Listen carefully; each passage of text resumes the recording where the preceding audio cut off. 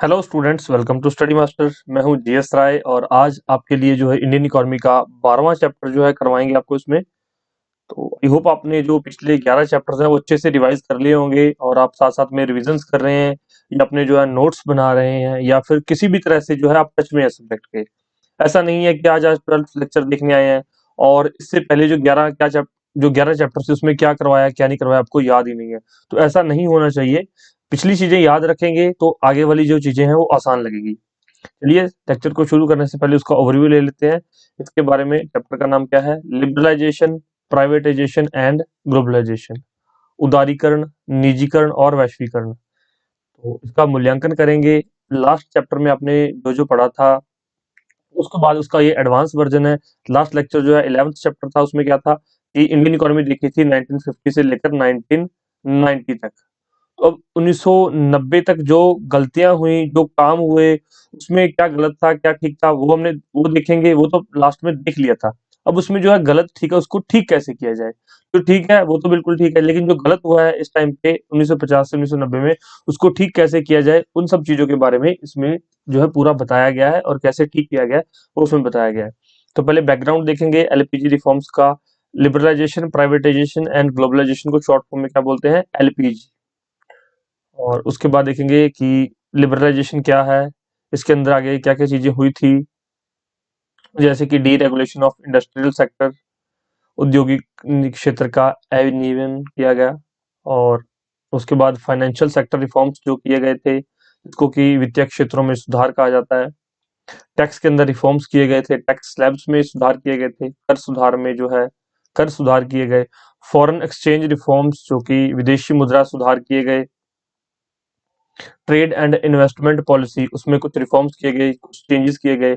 उसके बाद पढ़ेंगे प्राइवेटाइजेशन, जिसको कि निजीकरण कहते हैं। और आफ्टर दैट ग्लोबलाइजेशन, जो कि वैश्वीकरण है। यहाँ पर फिर भूमंडलीकरण लिखा जाता है, ये थोड़ा सा मैं ये चेंज करवा दूंगा। लास्ट भी जो ग्लोबलाइजेशन में ऐसा ही हो गया था, लेकिन वो पीडीएफ ठीक करके जो आपको फिर प्रोवाइड कर दी गई थी। और उसके बाद वर्ल्ड ट्रेड ऑर्गेनाइजेशन, जिसको कि विश्व व्यापार संगठन बोलते हैं। तो ये सब चीजें हैं थ्योरी के अंदर। उसके बाद उसके क्वेश्चंस करेंगे लेवल 1, लेवल 2 और लेवल 3 क्वेश्चंस। सारे क्वेश्चंस इसके अंदर आपको जो है करवाए जाएंगे, ठीक। उसके बाद उसकी एक्सप्लेनेशन है, आप खुद जो है घर पे बैठ के पढ़ेंगे इस चीज को लेक्चर खत्म होने के बाद। इतना काम आप करेंगे, बाकी काम मैं करवाऊंगा। ओके। चलिए लेक्चर को शुरू करने से पहले आपके लिए जो 2 या 4 मिनट में एक्स्ट्रा निकाल लेता हूँ। उसमें क्या है कि रिवीजन हो जाती है कि अब तक जो 11 चैप्टर्स आपने किए हैं वो कौन कौन से 11 चैप्टर हैं। कम से कम अगर नाम पता है तो चैप्टर के बारे में पता होगा। कुछ स्टूडेंट्स ने मुझे जो है पर्सनली कहा भी था कि सर आप ये जो रिवीजन करवाते हो ये मत करवाओ, हम खुद कर लेंगे। स्टूडेंट्स, जब एक लेक्चर शुरू होता है, लेक्चर शुरू करने से पहले जो है आपको ये पता होना चाहिए कि आपने लास्ट लेक्चर क्या किया था और अब तक कौन कौन से जो है लेक्चर्स किए हैं। इससे फायदा क्या होगा?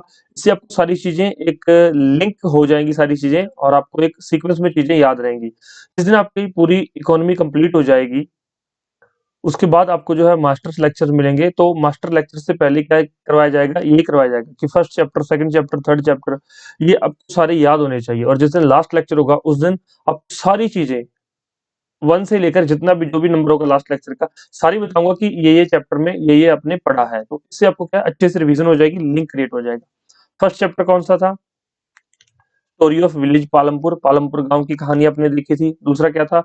पीपल एज ए रिसोर्सेज या ह्यूमन एज ए रिसोर्सेज। उसके बाद पॉवर्टी एज ए चैलेंज, गरीबी के बारे में पढ़ा था, ये लोगों के बारे में पढ़ा था, ये गांव की कहानी पढ़ी थी। फोर्थ चैप्टर कौन सा था? Food security in India. मैं शॉर्ट फॉर्म इसलिए यूज कर रहा हूँ क्योंकि आपको पता ही है, सारी चीजें आप पहले ही पढ़ के आ चुके हैं। अदरवाइज मैं पूरा भी लिख सकता हूँ फूड सिक्योरिटी इन इंडिया, लेकिन उसमें जो है टाइम ज्यादा लगेगा और इस चीज का फायदा नहीं है क्योंकि आपको पता ही है। अभी आप क्या कर रहे हो? रिविजन कर रहे हो। हाँ, कोई ऐसा स्टूडेंट है सीधा ही 12th लेक्चर पे आ गया है जिसने पहले के 11 लेक्चर्स नहीं देखे, तो भाई 11 लेक्चर्स पहले देख लो। अगर आप एप्लीकेशन पे देख रहे हो तो सारे लेक्चर आपको सीक्वेंस में मिल जाएंगे। पेड कोर्स में हो फिर भी आपको सारे लेक्चर जो है सीक्वेंस में मिलेगी। हाँ, अगर आप कहीं से एक्स वाई जेड और जगह से इस लेक्चर को असेस कर रहे हो तो फिर शायद आपको सीधा ही 12वां लेक्चर मिल सकता है, तो फिर आपको 11 लेक्चर भी देखने पड़ेंगे। तो आप यूट्यूब के माध्यम से देख सकते हो। यूट्यूब पे प्राइवेट चैनल्स हैं हमारे, वहां पर आपको ये लेक्चर्स मिल जाएंगे पेड सीरीज के अंदर। एप्लीकेशन पे मिल जाएंगे ये लेक्चर्स, और यूट्यूब के अंदर और भी आपको कई जगह पर ये लेक्चर्स मिल जाएंगे। या फिर हमारी वेबसाइट है studymasterofficial.com, वहां पर भी ये लेक्चर्स आपको अवेलेबल हो जाएंगे। नेक्स्ट जो चैप्टर है वो कौन सा है, डेवलपमेंट, जो कि विकास कहते हैं। उसके बाद sectors of Indian economy, agriculture sector, manufacturing sector और फिशरी सेक्टर, इसको बोलते हैं सर्विस सेक्टर। तीन। उसके बाद नेक्स्ट क्या पढ़ा आपने, मनी एंड क्रेडिट, कि पैसा कहाँ से आ रहा है, किधर जा रहा है, अगर किसी के पास पैसा नहीं है तो ब्याज उधार कैसे ले सकता है, वो सारे मेथड्स आपने देखे थे इसमें। और उसके बाद आपने क्या देखा था, ग्लोबलाइजेशन एंड इंडियन इकोनॉमी। तो इस चैप्टर के अंदर भी क्या है, वैश्वीकरण है, ग्लोबलाइजेशन है। तो भाई ग्लोबलाइजेशन का एक पार्ट तो आप पहले ही करके आए हो, और ग्लोबलाइजेशन से इंडिया पर क्या इफेक्ट हुआ ये आप पहले ही कर चुके हो। तो इस चैप्टर का जो है 20% तो आपने पहले ही कवर कर रखा है, आज सिर्फ 80% आपको कवर करवाया जाएगा। तो यही फायदा है कि एक सीक्वेंस में चल रहे हैं लेक्चर, कि जो चीज आप पहले पढ़ के आ गए हो वो चीज आपको इसमें एक तो रिवाइज हो जाती है, दूसरा आपको पहले ही याद है तो वो चीज आप उसमें जो है स्किप कर सकते हो, या फिर उसमें रिवीजन हो जाए। ठीक, तो ग्लोबलाइजेशन आप पहले ही पढ़ के आ चुके हो। उसके बाद नेक्स्ट चैप्टर था कंज्यूमर के कुछ राइट्स थे, उसके बारे में आपने देखा। आफ्टर दैट इंडियन इकोनॉमी, जो कि इंडिपेंडेंस से पहले 1947 तक इंडियन इकोनॉमी कैसी थी। उसके बाद आपने देखा 1950 से 1990 तक इंडियन इकोनॉमी का क्या स्वरूप था, किस तरह से इंडियन इकोनॉमी काम कर रही थी, वो सारी चीजें आप देख चुके हो। आज हमारा 12th चैप्टर है, हम क्या देखेंगे कि 1991 के बाद इकोनॉमी कैसी है, इंडियन इकोनॉमी कैसी चल रही है 1991 के बाद आज प्रेजेंट टाइम तक, कुछ चीजें इसमें जो है डिस्कस करेंगे। ओके, चलिए शुरू करते हैं हमारा लेक्चर। सबसे पहले background to the LPG reforms. तो एलपीजी रिफॉर्म्स की जरूरत क्यों महसूस हुई, इसके जो सुधारों की पृष्ठभूमि क्या है। देखिए, when expenditure is more than income, the government borrows to finance the deficit from banks, people within the country and international financial institutions. तो जब भी क्या है, खर्चा आमदनी से ज्यादा हो जाए, बढ़ जाए खर्चा, तो अगर गवर्नमेंट के खर्चे की बात हो रही है, अगर किसी पर्सनल बंदे का खर्चा हो तो भी ऐसा ही हो सकता है कि जो खर्चा है वो ज्यादा है, खर्च ज्यादा है और आमदनी कम है, तो क्या करना पड़ेगा भाई, बाहर से पैसा लेने पड़ेगा, बैंक से उधार लेना पड़ेगा, या कहीं ना कहीं से आपको पैसे बोरो करने पड़ेंगे, उधार लेने पड़ेंगे। तो सरकारों ने भी यही किया था। उसके बाद development policies requires that even though the revenues were very low, the government had to overshoot its revenue to meet challenges like unemployment, poverty and population explosion. अब आपको पता है कि जब आपने पढ़ा है लास्ट में कि 19 थोड़ा सा आप 11वां चैप्टर याद करो, 11th चैप्टर जो लास्ट लेक्चर में आपने देखा था कि 1950 में 1990 तक जो हैवी इंडस्ट्री पर ध्यान दिया गया, सेकंड 5 ईयर प्लान के अंदर हैवी इंडस्ट्री के ऊपर जो उन्होंने बहुत फोकस किया था, और स्मॉल स्केल इंडस्ट्री को जो है इन्होंने बचाने की कोशिश की ताकि ज्यादा एम्प्लॉयमेंट दे पाए। बहुत कोशिश की एम्प्लॉयमेंट जनरेशन की, लेकिन पूरी तरह से ये सरकार जो है कामयाब नहीं हो सकी। पूरी तरह से आप नाकाम भी नहीं कह सकते, लेकिन पूरी तरह से कामयाब नहीं हो सकी। तो अब पूरी तरह से कामयाब होना था, पॉवर्टी है उसको दूर करना, देश में गरीबी की समस्या बहुत व्यापक स्तर पर फैल चुकी है, अनएम्प्लॉयमेंट बहुत ज्यादा हो चुकी है देश में। तो इन सब चीजों को अभी टैकल करने का समय था। तो फिर टैकल कैसे करती सरकार, सरकार के हाथ खड़े हो चुके थे, सरकार ये सब काम करने में जो है, मतलब ये सब करने के सक्षम नहीं थी सरकार, उसमें इसके सरकार की जो है इसके लायक नहीं थी, या ये मान सकते हो कि उस सिचुएशन में नहीं थी कि ये सब चीजें दूर कर सके, पॉवर्टी को दूर कर सके, अनएम्प्लॉयमेंट को दूर कर सके। और इसके अलावा और क्या था, अनएम्प्लॉयमेंट, पॉवर्टी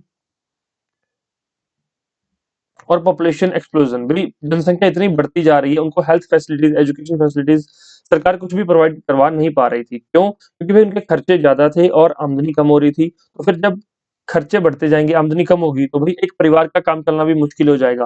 तो पूरा कंट्री कैसे चलेगा, तो एक कंट्री नहीं चल सकता। तो इसलिए हमें जो है रिफॉर्म्स की जरूरत पड़ी। आगे देखिए, the continued spending on development programs of the government did not generate additional revenues। वे लगातार जो है डेवलपमेंट प्रोग्राम, विकास के लिए कार्यक्रम सरकार चलाती गई, लेकिन उनका कोई नतीजा नहीं निकला, कोई अच्छा रिजल्ट नहीं आया, और जो पैसे थे वो भी वहां पर जो है खर्च होते गए। The economic condition of India in the year 1991 was very miserable. क्योंकि देखिए कि 1991 में इंडिया की जो हालत थी वो बहुत बुरी थी, बहुत दयनीय कंडीशन में पहुंच चुका था इंडिया, कि भाई पैसा है नहीं, खाने को रोटी नहीं है घर में, और बहुत ज्यादा प्रॉब्लम हो चुकी थी। और इंडिया के पास सिर्फ और सिर्फ इतना पैसा बचा था कि इंडिया ने क्या किया, अब घर पे जो है कुछ नहीं है, ये आपका देश है इंडिया, ये हमारा देश है इंडिया, इंडिया में क्या हुआ, सिर्फ और सिर्फ 2 वीक्स के लिए ही पैसा बचा था, किस चीज का, इम्पोर्ट का, कि भाई बाहर से अगर हम कुछ मंगवाएंगे भी ना तो सिर्फ 2 वीक तक ही चल सकता है, उसके बाद हमारे पास पैसा खत्म, फिर भुखमरी फैल जाएगी देश के अंदर। ये हालत हो चुकी थी देश की। The government was not able to generate sufficient revenue from internal source such as taxation। तो मतलब सरकार के पास पैसा नहीं आ रहा था टैक्सेशन से। The income from public sector undertaking, आपको पता होगा कि कुछ पब्लिक सेक्टर अंडरटेकिंग्स होती हैं जो कि हैवी इंडस्ट्रीज, आपको पता, मैंने बताया था, जो लास्ट आपको सेकंड 5 ईयर प्लान में आपने पढ़ा है और आगे भी डिटेल में आपको पढ़ाया जाएगा। सेकंड 5 ईयर प्लान में जो सरकार ने सोचा कि कुछ ना कुछ हम इंडस्ट्रीज को लॉन्च करते हैं जो कि सरकारी होंगी, जैसे कि पब्लिक सेक्टर अंडरटेकिंग्स कहा जाता है सरकारी कंपनियों को, जैसे कि NTPC, ONGC, Indian oil corporation, IOC, ये कुछ कंपनीज है, ऐसी और भी कई कंपनीज है, पब्लिक सेक्टर अंडरटेकिंग्स कहा जाता है इन कंपनीज को, जो कि सरकारी कंपनीज होती है जिसमें सरकार का शेयर ज्यादा होता है। तो वो कंपनीज भी कुछ अच्छा परफॉर्म नहीं कर पा रही थी, ना ही वो जो है अच्छी सैलरी दे पा रही थी लोगों को, ना ही वो लोगों को ज्यादा काम प्रोवाइड करवा पा रही थी, तो उनमें भी जो है एक्सपेंडिचर, वो खर्चा नहीं निकाल पा रही थी और खर्चा बढ़ता जा रहा था, इनकम हो नहीं रही थी। At the times, our foreign exchange borrowed from other countries and international financial institution was spent on meeting consumption needs। कि भाई जो जरूरतें थी उसके लिए हमारा पैसा जा रहा था, जो हमने दूसरे देशों से उधार लिया था, या फिर जो हमारा फॉरेन एक्सचेंज है, फॉरेन एक्सचेंज क्या होता है, हमारे पास कुछ रिजर्व होता है कि हम अपने लिए रिजर्व, मतलब दूसरी कंट्रीज के कुछ शेयर्स, हमारे पास शेयर्स नहीं होते हैं, फॉरेन एक्सचेंज ऐसे समझिए, मैं आपको समझाता हूँ। हमारे पास रिजर्व बैंक ऑफ इंडिया है, रिजर्व बैंक ऑफ इंडिया के अंदर इंडियन रुपीज तो पड़े ही हैं, उसके अलावा यहाँ पर यूएसए के डॉलर्स के रूप में पैसा है हमारे पास पड़ा है, और भी कई कंट्रीज के रूप में, कई कंट्रीज की जो एक क्या बोलते हैं, कई कंट्रीज की जो मनी है, या जो कई कंट्रीज की, वो यहाँ पर पड़ी है हमारे पास, हम उसको रखते हैं, क्यों रखते हैं कि भाई हमारे पास जब कभी भी हमारा जो है मार्केट अच्छी परफॉर्म नहीं कर रही है, हमारी कंट्री कुछ अच्छा ग्रो नहीं कर रही है, तो उस टाइम पे हम इस पैसे को यूज करके जो है, जो हमारा इंपोर्ट है वो मंगवा सकते हैं हम लोगों से, दूसरी कंट्री से हम इंपोर्ट कर सकते हैं, तो इसलिए हमारे पास कुछ फाइनेंशियल रिजर्व्स होते हैं। आगे इसको अच्छे से मैं करवाऊंगा फाइनेंशियल रिजर्व्स को, ये पूरा एक टॉपिक आएगा आगे, जब हम आरबीआई की पूरी फंक्शनिंग पढ़ेंगे या मॉनेटरी पॉलिसी और फिस्कल पॉलिसीज पढ़ेंगे, तो उसमें ये सारी चीजें आपको करवाई जाएंगी, डोंट वरी। फॉरेन एक्सचेंज और इंटरनेशनल फाइनेंशियल इंस्टीट्यूशंस, इनके पास जो पैसे पड़े थे हमारे पास, वो सारे खर्च होते जा रहे थे। In the late 1980s, the government expenditure began to exceed its revenue by such large margin that meeting the expenditure through borrowings become unsustainable। भाई पहले तो हमारे खर्चे हम लोगों से उधार ले लेके चला रहे थे, लेकिन 1980 के बाद कुछ ऐसा हुआ कि खर्चे इतने बढ़ गए कि हम बोरिंग से भी जो है खर्चा नहीं चला पा रहे थे। और अगर हम बोरो कर रहे हैं, लोन ले रहे हैं, तो लोन की रीपेमेंट भी तो करना पड़ेगा, इंटरेस्ट भी देना पड़ेगा, और हमारे पास पैसा पहले ही नहीं है, तो इंटरेस्ट कैसे पे करेंगे। तो इतनी बुरी हालत हो चुकी थी इंडिया की 1991 के अंदर, 1991 के आसपास। और इन सब चीजों के कारण क्या हुआ, prices of many essential goods, भाई कुछ जरूरी जो चीजें हैं उनका भी प्राइस इतना शार्पली राइज हो गया कि वो आम पब्लिक की पहुंच से बाहर चली गई चीजें। Imports Guru at very high rate, भाई जो इंपोर्ट्स थे वो बहुत महंगे हो गए थे, पहले जो है आराम से इंपोर्ट एक्सपोर्ट चल रहा था, आपने पीछे देखा कि ग्लोबलाइजेशन के जो इंपोर्ट एक्सपोर्ट काफी बेहतर हुआ, सरकारों ने जो 5 ईयर प्लान्स के अंदर एक्सपोर्ट पे काफी ध्यान दिया गया कि एक्सपोर्ट किया जाए, लेकिन यहाँ पर जो है इंपोर्ट बहुत बढ़ गया और एक्सपोर्ट बिल्कुल कम हो गया।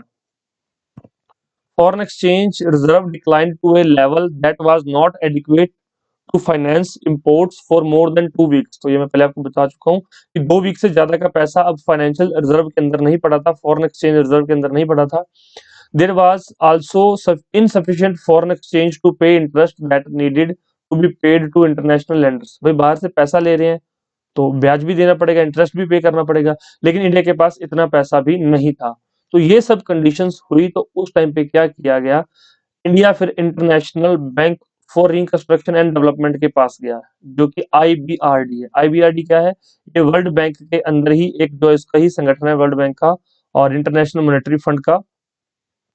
तो इसके पास गया, भी हमें पैसा चाहिए, हमारे पास पैसा नहीं है, तो इन्होंने कहा कि ठीक है, आपको ब्याज दिया जाए, जो आपको पैसा दिया जाएगा, $7 बिलियन जो है लोन दिया गया, लेकिन बदले में इन्होंने क्या मांगा, इन्होंने कहा कि भाई हम आपको लोन तो प्रोवाइड करवा देंगे, लेकिन हमारी एक कंडीशन है। तो सरकार ने पूछा, भी बताओ क्या कंडीशन है, क्योंकि अब जो आपने देखा होगा, अगर आप किसी प्राइवेट लैंडर के पास जाते हैं, तो वो अपनी कुछ शर्तों पर क्या करता है, उसकी कुछ कंडीशंस होती हैं, उस कंडीशंस पर ही आपको जो है लोन मिलता है।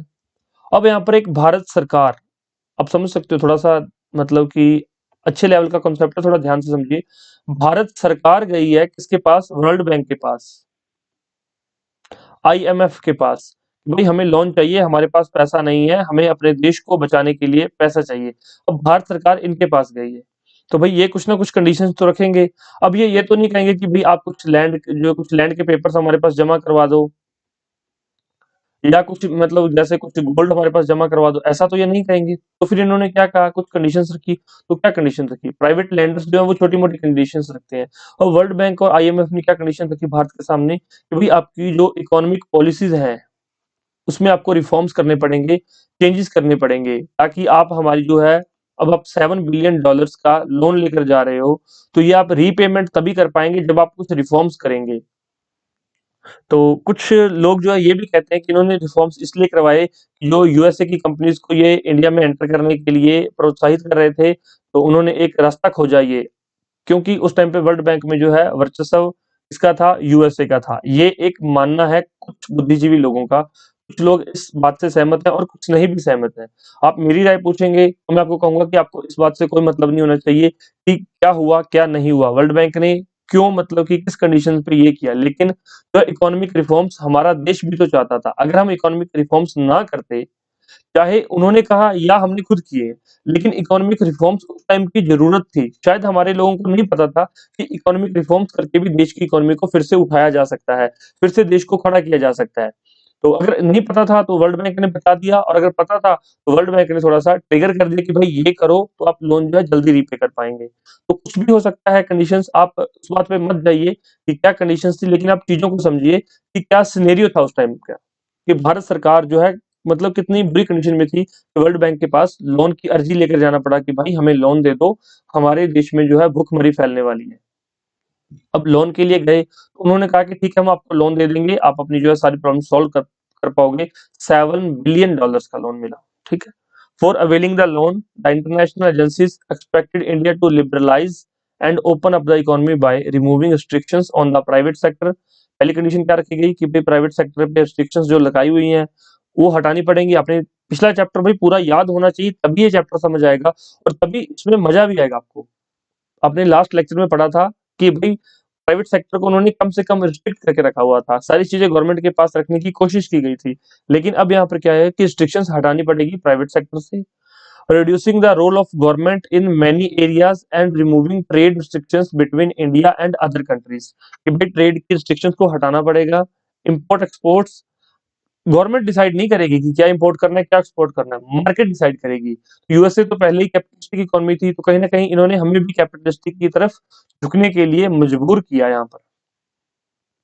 इन India agreed to conditionalities of the World Bank and IMF and announce the new economic policy. कि भाई अब जो है इंडिया एग्री कर गया, जो जो कंडीशंस वर्ल्ड बैंक ने रखी थी उस पे इंडिया एग्री कर गया, और इंडिया ने क्या कहा कि हम न्यू इकोनॉमिक पॉलिसी जो है लागू करेंगे। तो न्यू इकोनॉमिक पॉलिसी कब आई? 1991 में। ये बहुत इंपॉर्टेंट है कि जो है LPG reforms, liberalisation, privatisation and globalisation reforms किस इकोनॉमिक पॉलिसी के तहत किए गए? तो 1991 की न्यू इकोनॉमिक पॉलिसी के तहत। तो यही सारी चीजें यहाँ पर लिखी हुई हैं। तो हिंदी मीडियम वाले स्टूडेंट्स जो है, वैसे तो सारा कुछ हिंदी में ही समझाया है, लेकिन फिर भी आप एक बार ये लैंग्वेज जरूर पढ़ लेना ताकि आपको अच्छे से समझ आ जाए। उसके बाद आगे देखिए, the set of policies can broadly be classified into two groups. भाई जो पॉलिसीज के अंदर दो सेट बनाए गए थे, जिसमें कि पहला था स्टेबलाइजिंग मेजर्स और दूसरा था स्ट्रक्चरल रिफॉर्म्स। इसको ध्यान से समझिए क्या है। भाई इकोनॉमी डगमगा रही थी, तो पहला जो है किया गया कि भी शॉर्ट टर्म के लिए इकोनॉमी को स्टेबल किया जाए, कि अगर जॉब्स नहीं है तो फटाफट जॉब्स प्रोवाइड की जाए, और अगर कोई सेक्टर सेक्टर इतना मतलब कि बुरा हाल हो चुका है सेक्टर का, जैसे कि हेल्थ में अगर डिटेरियोरेट हो चुका है, तो लोगों को जल्दी ही हेल्थ फैसिलिटीज प्रोवाइड करवाई जाए। तो इकोनॉमी को स्टेबल करने की कोशिश की गई, पहली चीज ये। दूसरा स्ट्रक्चरल रिफॉर्म, कि भाई धीरे धीरे इकोनॉमी के स्ट्रक्चर में रिफॉर्म किया जाएगा। पहले जो चीजें गवर्नमेंट के कंट्रोल में थी, अब वो चीजें या तो प्राइवेट कंट्रोल में आ जाएंगी या गवर्नमेंट और प्राइवेट की पार्टनरशिप में आ जाएंगी। तो ये आगे आप देखेंगे कि किस तरह से चीजें गवर्नमेंट कंट्रोल कर रही है, प्राइवेट सेक्टर कंट्रोल कर रहा है, या फिर पीपीपी मॉडल होता है एक, वो आगे हम पढ़ेंगे, आपको अच्छे से पढ़ाएंगे, don't worry. Public private partnership बोलते हैं इसको। तो ये कुछ रिफॉर्म्स किए गए। तो यहाँ पर देख लीजिए, स्टेबलाइजेशन का ये मतलब है कि जो कि short terms measure intended to correct some of weakness that have developed in the balance of payment and bring inflation under control. कि भाई जो महंगाई एकदम से बहुत ज्यादा ओवरशूट हो रही थी, उसको कंट्रोल करना है। शॉर्ट टर्म का जो गोल था, स्टेबलाइज करना इकोनॉमी को, और स्ट्रक्चरल रिफॉर्म जो है, ये लॉन्ग टर्म गोल था। तो दो तरह के यहाँ पर पॉलिसीज के अंदर रिफॉर्म्स किए गए। तो ये यहाँ पर लिखा हुआ है सारी चीजें, तो आप इसको पढ़ लीजिएगा एक बार। और इस न्यू इकोनॉमिक पॉलिसीज के थ्रू तहत ही लिबरलाइजेशन, प्राइवेटाइजेशन और ग्लोबलाइजेशन जो है यूज में आया। ये कब अनाउंस की गई थी? तो the new economic policy was announced in July 1991। तो यहाँ पर इसको जो है अनाउंस किया गया था। अब आप देखिए कि लिबरलाइजेशन, प्राइवेटाइजेशन और ग्लोबलाइजेशन होता क्या है। उदारीकरण, निजीकरण और वैश्वीकरण, ये तीनों तो डेफिनेशंस हिंदी के अंदर ट्रांसलेशन हो गई। अब लास्ट में आप देख चुके हो कि अगर सरकार लिबरल हो तो क्या होना पड़ेगा, अगर ग्लोबलाइजेशन करनी है तो सरकार को क्या होना पड़ेगा, लिबरल होना पड़ेगा। और ग्लोबलाइजेशन के अंदर कुछ हाथ प्राइवेट प्लेयर्स का भी होता है। तो इसलिए ये तीनों चीजें एक साथ हुई, तो इसको एलपीजी रिफॉर्म्स भी कहा गया। आप पहले ही समझ चुके हैं कि लिबरल गवर्नमेंट क्या होती है। लिबरल गवर्नमेंट ये होती है कि उदारीकरण, कुछ नीतियां वो ज्यादा ठोस कदम नहीं उठाती, ज्यादा कठोर नहीं होती है। मतलब ऐसे हार्ड एंड फास्ट रूल्स बना दिए कि जो मतलब कि मानने ही मुश्किल हो जाए, तो ऐसा नहीं है। लिबरल का मतलब क्या है कि उदार होना, कि अगर कुछ रूल्स फॉलो नहीं भी हो पा रहे तो फिर भी आप लोग जो है चीजों को मैनेज कर सकते हैं। लिबरल प्राइवेटाइजेशन का मतलब चीजें अब गवर्नमेंट सेक्टर से निकल के प्राइवेट प्लेयर्स के हाथों में आनी शुरू हो गई। और ग्लोबलाइजेशन के तो आप पूरा चैप्टर पढ़ के आए हैं, तो वो आपको ज्यादा मुझे समझाने की जरूरत नहीं है। तो कौन सा चैप्टर था आपका? 8वां चैप्टर था ग्लोबलाइजेशन से रिलेटेड। लेकिन आगे हम फिर भी देखेंगे इस चैप्टर में, डोंट वरी, छोड़ेंगे नहीं। लेकिन थोड़ा सा इस पे, क्योंकि आप पहले ही पढ़ के आए तो आपको पता है। अब देखिए लिबरलाइजेशन, लिबरलाइजेशन के अंदर क्या क्या किया गया। इसके अंदर कई स्टेप्स जो है किए गए, कई चीजों में रिफॉर्म किया गया। पहला है डीरेगुलेशन ऑफ इंडस्ट्रियल सेक्टर। भाई इंडस्ट्रियल सेक्टर को क्या किया गया? डीरेगुलेट किया गया। डीरेगुलेट का क्या मतलब है? पहले जो रेगुलेशन गवर्नमेंट के हाथ में थी, वो रेगुलेशन अब गवर्नमेंट ने हटा ली है, कि अब आप कुछ चीजें जो है प्राइवेट प्लेयर्स के हाथ में जाएंगी। कैसे? Liberalisation means removal of the entry and growth restrictions on the private sectors. ये आप समझ सकते हैं कि उदारीकरण का क्या अर्थ है। निजी क्षेत्र में प्रवेश और विकास प्रतिबंधों को हटाना क्या कहलाता है? उदारीकरण या ग्लोबलाइज सॉरी लिबरलाइजेशन कहलाता है। The reform policies were introduced in July 1991 and removed many restrictions. कई रिस्ट्रिक्शंस इन्होंने हटा दी। कौन कौन सी? पहले क्या था, इंडस्ट्री ओपन करने के लिए लाइसेंस बहुत जरूरी था, लेकिन अब क्या है, सिर्फ और सिर्फ कुछ एक चीजों के लिए लाइसेंस जरूरी है, बाकी सब के लिए लाइसेंसिंग हटा दी गई थी इंडस्ट्रियल के लिए। क्योंकि लाइसेंस बनवाने के लिए, अब बात कब हो रही है, किसी भी चीज के लिए लाइसेंस चाहिए, 1991 की बात हो रही है। नहीं उस टाइम पे ज्यादा कंप्यूटर थे, लैपटॉप्स नहीं थे। मतलब अगर अप्लाई करना है लाइसेंस के लिए, इंडस्ट्रियल लाइसेंस के लिए, तो एप्लीकेशन लगेगी, बहुत सारे जो है, मतलब वेटिंग टाइम बहुत ज्यादा होता था। कि आप ये मानो कि किसी ने 1991 में मतलब कि अप्लाई किया है लाइसेंसिंग के लिए, तो उसको 1995 में जाके, 1995 में जाके क्या हुआ, लाइसेंस मिलेगा। मतलब 4 साल लाइसेंस के लिए वेट करना पड़ेगा। तो 4 साल में तो भाई मार्केट कहाँ की कहाँ पहुंच जाएगी। 4 साल पहले किसी और चीज की डिमांड थी, 4 साल बाद किसी और चीज की डिमांड रहेगी। अब इस लाइसेंस का कोई मतलब नहीं रह जाएगा। तो इसलिए जो है लाइसेंसिंग को खत्म कर दिया गया, कि भाई आपने इंडस्ट्री लगानी है, आपके पास पैसा होना चाहिए, आपके पास रिसोर्सेज होने चाहिए, आप रिसोर्सेज को मैनेज करो। मतलब बिना लाइसेंस के भी आप इंडस्ट्री खोल सकते हो। लेकिन कुछ एक चीजें जो है सरकार ने अपने पास रखी, जिसके लिए कि लाइसेंस बहुत जरूरी है। लाइसेंस लेके इस पे भी जो है इंडस्ट्री लगाई जा सकती थी प्राइवेट प्लेयर के द्वारा, जैसे कि alcohol, cigarette, hazardous chemicals, industrial explosives, electronics, aerospace, drugs and pharmaceuticals. इनके लिए जो इंडस्ट्री अगर लगानी है तो लाइसेंस की जरूरत है। इसके अलावा बाकी सब के लिए, कोई भी चीज है, जैसे कि लेदर इंडस्ट्री, शूज इंडस्ट्री, उसके लिए लाइसेंस की जरूरत नहीं है। कोई खाने पीने के लिए कोई इंडस्ट्री लगानी है, तो उसके लिए आपको कोई भी मतलब ये चीज नहीं है। डेली यूज के लिए कुछ साबुन बनाना है, डेली यूज के लिए टूथपेस्ट बनानी है, तो आपको जरूरत नहीं है कि आप लाइसेंस लें। पहले क्या था, लाइसेंस कंपलसरी था हर इंडस्ट्री के लिए। तो उसमें बहुत बड़ा चेंज हुआ, ये समझ सकते हो आप। The only industry which are now reserve for the public sector. भाई बाकी ये सारे तो प्राइवेट सेक्टर के लिए ओपन कर दिए, पब्लिक सेक्टर के लिए सिर्फ और सिर्फ कुछ एक इंडस्ट्री से बची। कौन सी? एटॉमिक एनर्जी पब्लिक सेक्टर के लिए, जो गवर्नमेंट के कंट्रोल में रहेगी, और रेलवे ट्रांसपोर्ट की कुछ जो है एक्टिविटीज, कोर एक्टिविटीज, वो जो है गवर्नमेंट के कंट्रोल में रहेंगी। बाकी यहाँ पर जो है सभी के लिए ओपन कर दी गई।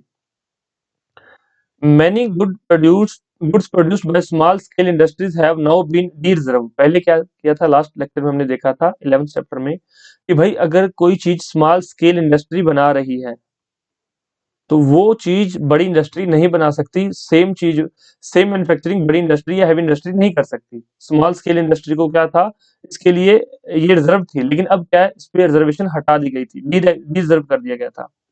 इन most industries the market has been allowed to determine the prices. पहले प्राइसेस भी जो है सरकार के हाथ में थे, अब क्या था, मोस्ट ऑफ द चीजें मार्केट के कंट्रोल में चली गई। तो कहीं ना कहीं आप देख सकते हो कि हम क्या था, पहले हम लोग थोड़े लिबरल थे, अब हम पहले हम लोग क्या थे, लिबरल थे और मतलब सोशलिस्टिक थे।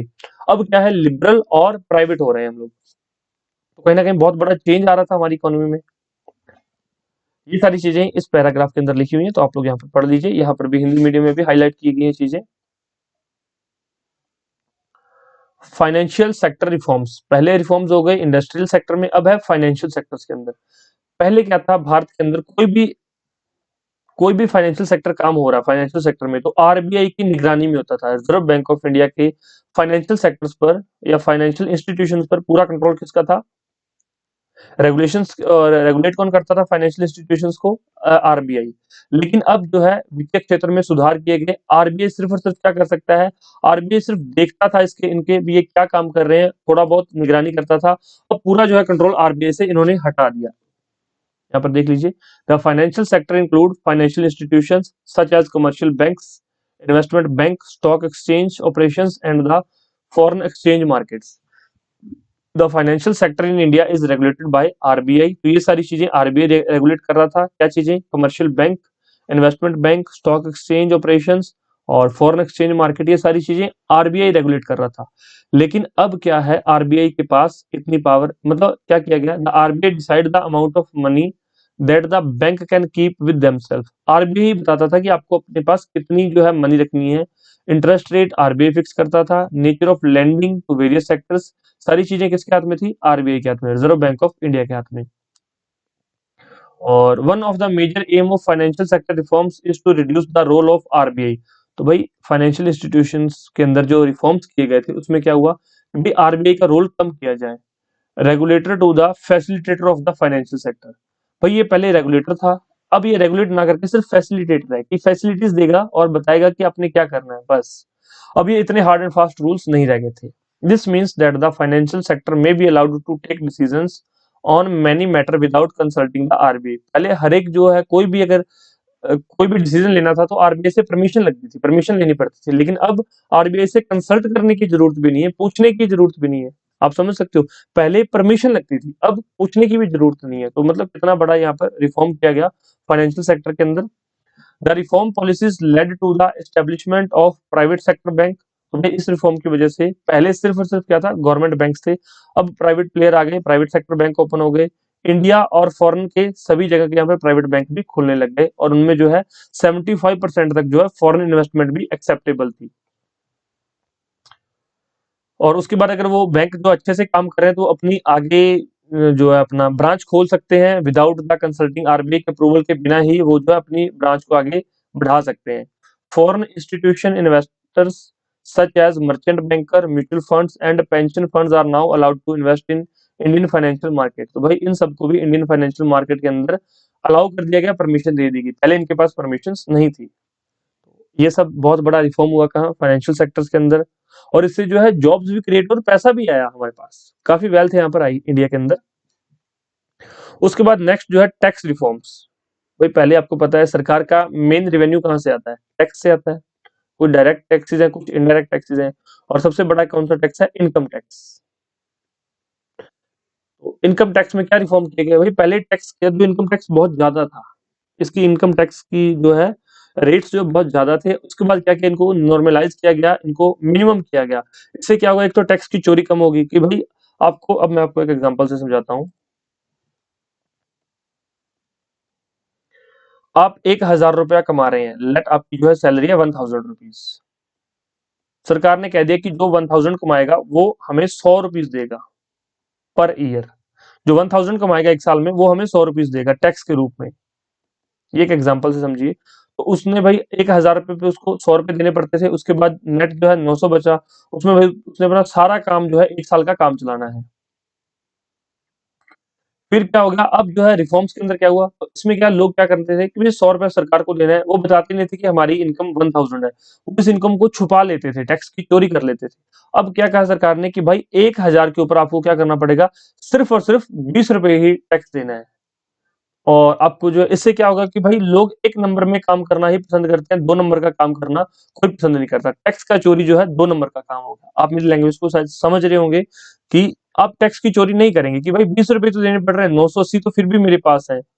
और ये एक मतलब कि आप अपना इनकम टैक्स पे कर रहे हो, इनकम टैक्स पे ही हो, तो आप मतलब कितना एक ये हो सकता है कि आपको अच्छा फील हो रहा है। ये क्या है कि हमेशा एक डर लगा रहता है कि कब इनकम टैक्स की रेड पड़ जाए, हमारे ऊपर डर रहता था। अब यहाँ पे 980 रुपये आपके लिए बच गए, तो ये 20-20 रुपए जो है काफी लोगों से इन्होंने कलेक्ट किए। और जो है इसका क्या हुआ, टैक्स के अंदर रिफॉर्म्स किए गए इनकम टैक्स के अंदर। ऐसा ही कॉर्पोरेट टैक्स में भी किया गया। इससे क्या टैक्स की चोरी कम हुई। टैक्स की चोरी कम हुई तो भाई लोगों ने टैक्स पे करना शुरू कर दिया, टैक्स पे कर रहे हैं तो सरकार के पास कहीं ना कहीं पैसा बढ़ने लग गया। यही आप टैक्स रिफॉर्म्स के अंदर चीजें हैं। उसके बाद आगे 2016 के अंदर चल के आपको पता है दो तरह के टैक्स होते हैं। एक होता है डायरेक्ट टैक्सेस, जो कि डायरेक्ट उस बंदे पे लगते हैं जो बंदा इनकम कर रहा है। डायरेक्ट टैक्सेस और होते हैं इनडायरेक्ट टैक्सेस, जो कि इनडायरेक्टली पे किए जाते हैं सर जो है कस्टमर्स के द्वारा। आगे आपको टैक्स चैप्टर में ये सारी चीजें अच्छे से क्लियर करवाऊंगा। बस इतना याद रखना कि डायरेक्ट टैक्सेस जो डायरेक्ट लिए जाते हैं, डायरेक्ट जैसे आप पे लगा है तो आपको पे करना पड़ेगा। दूसरा इनडायरेक्ट टैक्स ये है कि लगेगा किसी और बंदे पे लेकिन पे आपको करना पड़ेगा। वो कैसे, वो आगे आपको समझाएंगे सारी चीजें। तो उसके लिए टैक्स चैप्टर का वेट कीजिए। टैक्स रिफॉर्म समझ गए आप लोग कि लोगों को टैक्स में जो है छूट दी गई, तो लोगों ने क्या टैक्स चोरी कम की। और क्या हुआ कि जो है टैक्स बढ़ने लगा, इससे क्या पैसा आने लगा सरकार के पास, और सरकार के जो एलपीजी के अंदर जो है फायदा होने लगा।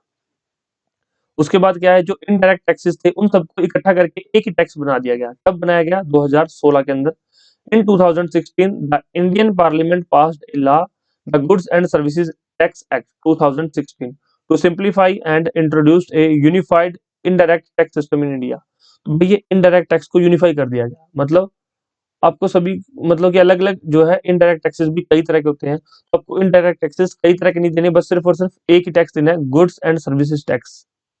उसके अंदर अलग अलग स्लैब बना दी गई, 0%, 5%, 12%, 18%, 24%। वो आगे हम पढ़ेंगे, डोंट वरी। बस इसका ये है कि 2016 में सरकार ने एक एक्ट लेके आई जिससे कि गुड्स एंड सर्विसेज एक्ट को पास किया गया। और ये कब से, ये जुलाई 2017 से जो है इम्प्लीमेंट हो गया, इफेक्ट में आ गया। इसका क्या मकसद था, this is expected to generate additional revenue for the government. इससे एक तो एडिशनल रेवेन्यू जनरेट होगा और रिड्यूस टैक्स इवेजन, टैक्स की चोरी कम होगी। Create one nation one tax and one market, कि भाई एक ही देश है, एक ही मार्केट और एक ही तरह का टैक्स पूरे देश के अंदर होना चाहिए। तो ये जीएसटी है, जीएसटी के बारे में पूरा एक चैप्टर आपको पढ़ाया जाएगा। ये ये हमने पढ़ लिया कर सुधार, तो आप इसके बारे में एक बार जाकर ये थोड़ी पढ़ लीजिएगा। उसके बाद नेक्स्ट जो है विदेशी मुद्रा सुधार, foreign exchange reforms. In 1991, as an intermediate measure to resolve the balance of payment crisis, the rupee was devalued against foreign currencies। तो भाई जो रुपए की वैल्यू थी उसको डीवैल्यू किया गया। डिवैल्यूएशन का मतलब क्या है, ये देखिए। Devaluation refer to a reduction in the value of domestic currency by the government. कि भाई जो डोमेस्टिक करेंसी है उसकी वैल्यू कम की गई। वैल्यू कम कैसे की गई, मैं बताता हूँ आपको, एक एग्जांपल से समझिए।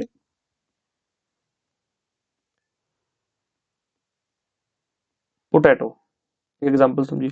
पहले तो पोटैटो जो है 20 रुपीज पर केजी आ रहे थे। अब मनी की वैल्यू जो है 50% तक डिवैल्यू कर दी गई, 50% तक कम कर दी गई। तो ये आलू जो है अब कितने के हो जाएंगे, 40 रुपीज पर केजी हो जाएंगे। की वैल्यू 50% कम हो गई। जो चीज पहले 20 रुपए में आ रही थी अब वो चीज कितने में आएगी, 40 रुपए में आएगी। तो इस तरह से जो है डोमेस्टिक करेंसी को डिवैल्यू कर दिया गया। इससे क्या फायदा हुआ, इससे जो है फॉरेन इन्वेस्टर थे वो यहाँ पर क्या हुआ, आए हमारे देश में, उन्होंने जो है ज्यादा से ज्यादा पैसा लेकर आए और हमारा जो है एक्सपोर्ट बढ़ गया। जब हम डिवैल्यू करते हैं चीजों को, डिवैल्यू करते हैं करेंसी को, तो उससे क्या एक्सपोर्ट बढ़ जाता है। आगे पढ़ेंगे इसमें हम। This led to increase in the inflow of the foreign exchange. भाई जब हमने डिवैल्यू किया अपनी मनी को, तो बाहर से लोगों ने भारत के अंदर इन्वेस्ट करना शुरू कर दिया inward flow of the foreign exchange. It also set the tone of the free determination of rupee value in the foreign exchange market from the government control. पहले क्या था कि रुपीस की वैल्यू गवर्नमेंट डिसाइड करती थी कि क्या होनी चाहिए क्या नहीं होनी चाहिए। 1947 जब भारत आजाद हुआ था उस टाइम पे एक रुपीस की वैल्यू कितनी थी, सॉरी 4 रुपये, $1 की वैल्यू जो है 4 रुपीस के बराबर थी। कितनी? $1 की वैल्यू 4 रुपीस के बराबर थी, इसके अराउंड थी कुछ। और जो प्रेजेंट सिनेरियो है, $1 की वैल्यू जो है रुपीस के अंदर कितनी है, अराउंड 90 रुपीस के आसपास रहता है, कभी 80 से 90 के बीच में ही रहता है डॉलर। ठीक है, तो ये वीक क्यों हुआ? पहले जो है गवर्नमेंट के कंट्रोल में थी चीजें, अब उसके बाद ये सारी चीजें मार्केट के कंट्रोल में। जब मार्केट के कंट्रोल में तो भाई मार्केट तो चीजों को फ्लक्चुएट करवाती ही है। तो कहीं ना कहीं ये फायदा हुआ था यूएसए को 1991 की जो है रिफॉर्म्स करवाने का। आगे मैं आपको बताऊंगा, शायद अब आपको नहीं समझ आया होगा, वैसे तो आप समझ सकते हैं इन चीजों को कि भाई अगर 4 रुपीस में हम $1 खरीद रहे हैं, $1 मिलता है, कोई चीज वहां पे यूएसए के अंदर, ये इंडिया है, ये इंडिया का रुपीज है, ये डॉलर जो है कहाँ का है? यूएसए का। यूएसए में कोई चीज $1 की मिलती है तो हमें उसके लिए कितने रुपीस देने पड़ेंगे? 4 रुपीस देने पड़ेंगे। मान लो हमने यहां से एप्पल, एक एप्पल की वैल्यू क्या है वहां पे? $1 है। एक एप्पल की वहां पे कॉस्ट कितनी है? $1। हमने 10 एप्पल ऑर्डर किए तो हमें $10 देने पड़ेंगे। $10 मतलब कितने? 40 रुपीज हमें देने पड़ेंगे। अब आज के टाइम में वहां पे $1 का एक एप्पल आ रहा है, अब हमें 80 रुपीज देने पड़ेंगे, 80 to 90। अब हमें कितने देने पड़ेंगे आप सोचो, यहाँ पर 800 रुपीज देने पड़ेंगे। पहले यहाँ पर कितने देने पड़ रहे थे? सिर्फ और सिर्फ 40, 10 एप्पल के लिए। अब 10 एप्पल के लिए कितने? 800 रुपीज देने पड़ेंगे। मतलब हमारा रुपया कितना वीक हो चुका है। ये कहीं ना कहीं यूएसए का जो इन्होंने न्यू इकोनॉमिक पॉलिसी लाई थी, कहीं ना कहीं इसका एक ड्रॉबैक भी था। लेकिन सिर्फ एक चीज को आप देख के नहीं चल सकते, और बहुत सारे जो पॉजिटिव पॉइंट है वो आप देखिए कि देश फिर से अपने पैरों पे खड़ा हो गया। और ये सब चीजें तो भाई डेवलपमेंट आएगी तो इसको तो हम नीचे ले ही आएंगे आने वाले टाइम्स में। और भी कई चीजें जो डिसाइड करते हैं इस प्राइस को। Now more often than ever market determine exchange rates based on the demand and supply of foreign exchange. पहले जब ये 4 रुपए था तब ये गवर्नमेंट के कंट्रोल में था। ठीक है, कि $1 में 4 रुपीज आते हैं। अब भाई यहाँ पे क्या हुआ, $1 में 80 रुपीज आ रहे हैं, या $1 में 90 रुपीज आ रहे हैं, या $1 में 100 रुपीज आ रहे हैं। तो अब कौन कंट्रोल कर रहा है? ये मार्केट की डिमांड एंड सप्लाई जो है मार्केट कंट्रोल कर रही है। रुपीज की वैल्यू, डॉलर की वैल्यू, ये सारी चीजें मार्केट कंट्रोल कर रही है। ठीक है, तो ये फॉरेन एक्सचेंज में काफी बड़े रिफॉर्म्स जो हैं किए गए, कहने कहने पे किए गए, खुद सरकार ने नहीं किए, सरकार को कहा गया वर्ल्ड बैंक के द्वारा, आईएमएफ के द्वारा, इसलिए फिर सरकार ने किए। विदेशी मुद्रा सुधार, यहाँ पर ये लिखा हुआ है, आप समझ सकते हैं, आपको समझ आ गया होगा। नेक्स्ट है trade and investment policy reforms.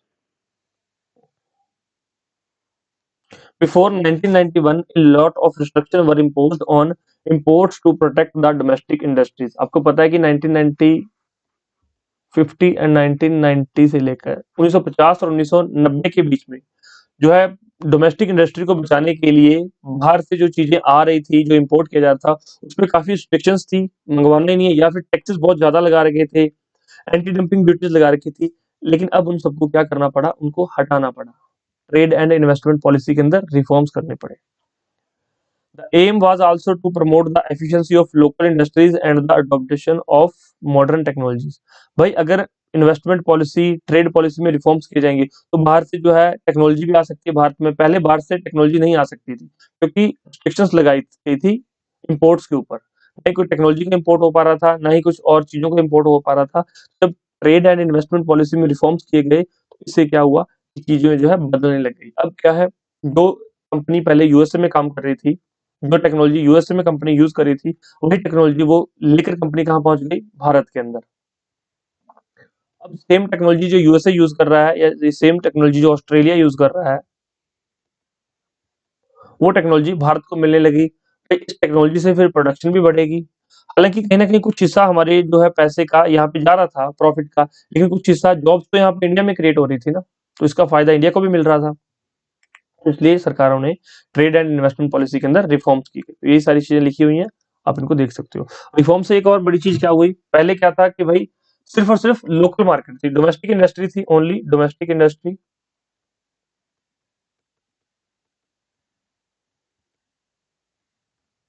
Domestic industry में क्या था, सिर्फ और सिर्फ एक एग्जांपल से समझिए, माइक्रोमैक्स फोन बना रहा था।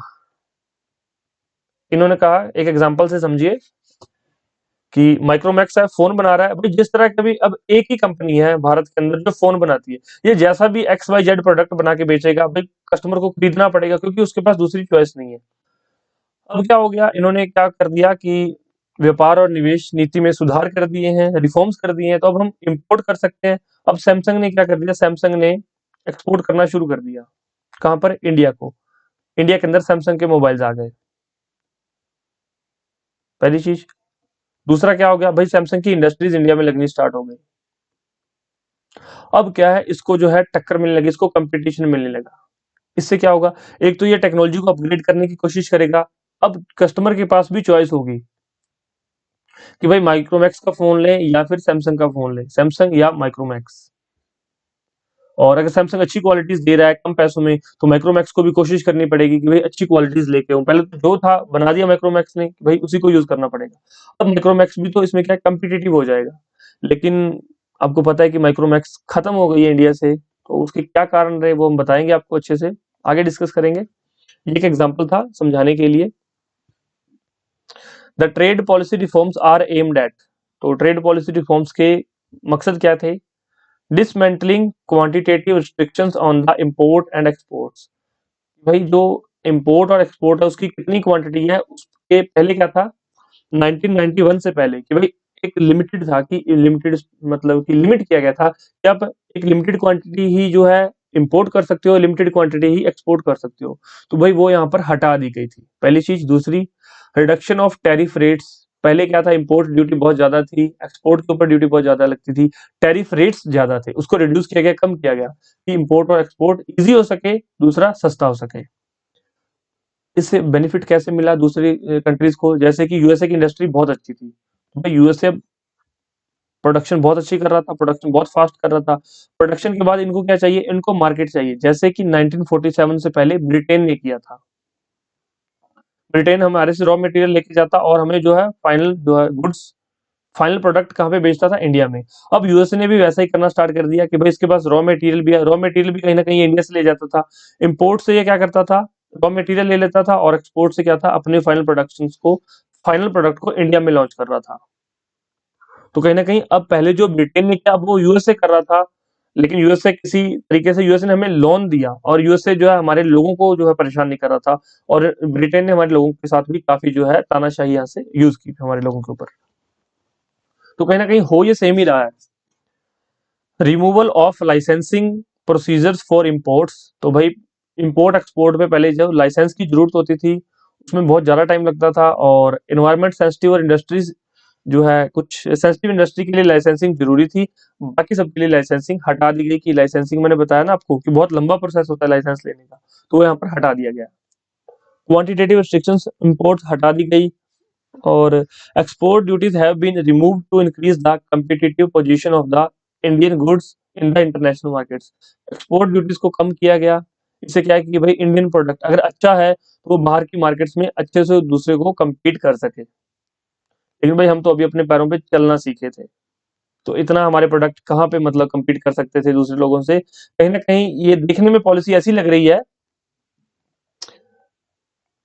जैसे, आप समझिए कि ब्रिटेन ने किया था कि हम भारत के लोगों को अच्छा जीवन दे रहे हैं, हम उनके लिए, हम भारत में ट्रेन लेकर आए हैं, हम भारत में जो है अच्छे रोड्स लेकर आए हैं। लेकिन एक्चुअल में वो अपने लिए कर रहे थे। ऐसा ही यूएसए कर रहा था कि हमने आपकी पॉलिसी इतनी अच्छी बनवा दी है, आप बाहर की मार्केट के साथ compete कर पाओगे।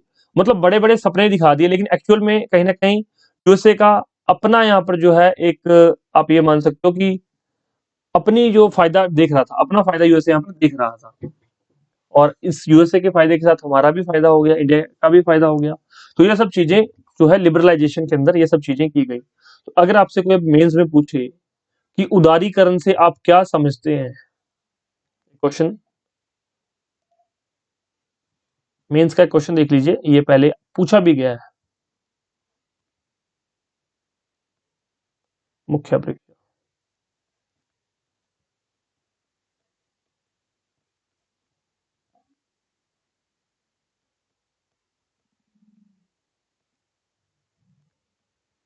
उदारीकरण से आप क्या समझते हैं?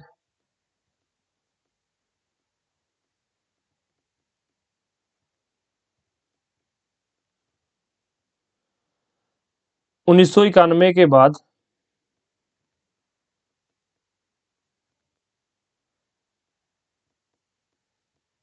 उदारीकरण से भारत में कौन-कौन से बदलाव हुए?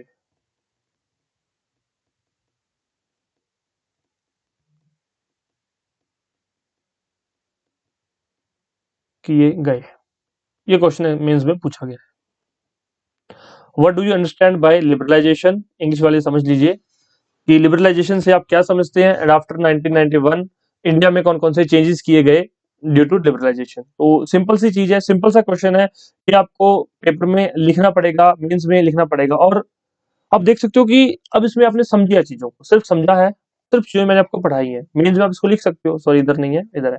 ये मेंस में आप ये सारी चीजें लिख सकते हैं। ये पूरा का पूरा मेंस का क्वेश्चन है। और मैं आपको एक एक क्वेश्चन करवा दूंगा मेंस का। जब आप मेंस में बैठेंगे ना, तो आप लोग सोचेंगे कि वाकई में सर ने जो चीजें बताई थी वो वाकई में हमारे बहुत काम आ रही हैं। बहुत चीजें मतलब सिंपल है, इतनी टफ नहीं है।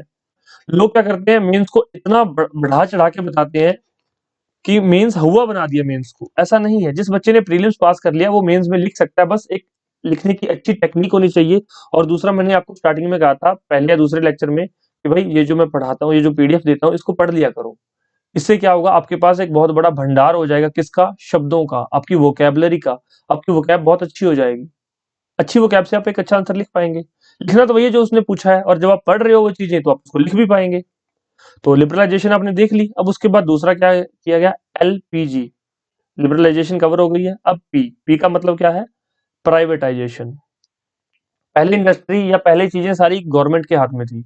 अब चीजें किसके हाथ में जाएंगी? अब चीजें यहाँ पर प्राइवेट प्लेयर्स के हाथ में, जो है प्राइवेट लोगों के हाथ में जानी शुरू हो गई। It implies transfer of ownership, management and control of public sector enterprises to the enterprises in the private sector.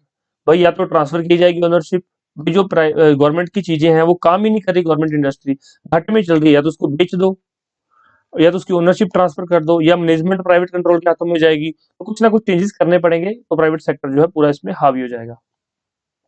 Government companies are converted into private companies in two ways. जो गवर्नमेंट की पीएसयूज थी, मैंने बताया ना, public sector undertaking या फिर public sector enterprises, ये दोनों वर्ड यूज कर सकता है एग्जामिनर। तो उनको क्या किया गया, प्राइवेट सेक्टर में किस तरह से चेंज किया गया? By withdrawal of the government form ownership and management of public sector companies. तो भाई जो पैसा था गवर्नमेंट का उसको वापस ले लिया गया, या फिर the outright sale of the public companies.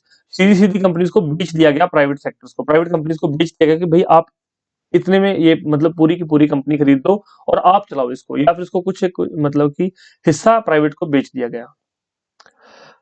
Privatization of public sector enterprises by selling off part of the equity of PSEs to the public is known as disinvestment। कि भाई या तो उसका कुछ पार्ट बेचा जाए, या फिर जो कंपनी को बेचकर, पूरी कंपनी बेच के जो पैसा मिलता है उसको क्या बोलते हैं? डिसइन्वेस्टमेंट। कोई पब्लिक सेक्टर की कंपनी, सरकार डिसइन्वेस्टमेंट क्यों करती है? क्योंकि पब्लिक सेक्टर की कंपनीज घाटे में चल रही थी। उनमें जो जिस काम के लिए वो बनाई गई थी कंपनीज, कि लोगों को रोजगार मिलेगा और अच्छी प्रोडक्शन होगी, वो काम नहीं कर पा रही थी। तो उसमें सरकार ने पहले इन्वेस्टमेंट की, अब सरकार ने इन्वेस्टमेंट करना शुरू कर दिया। उसको क्या बोलते हैं? विनिवेश।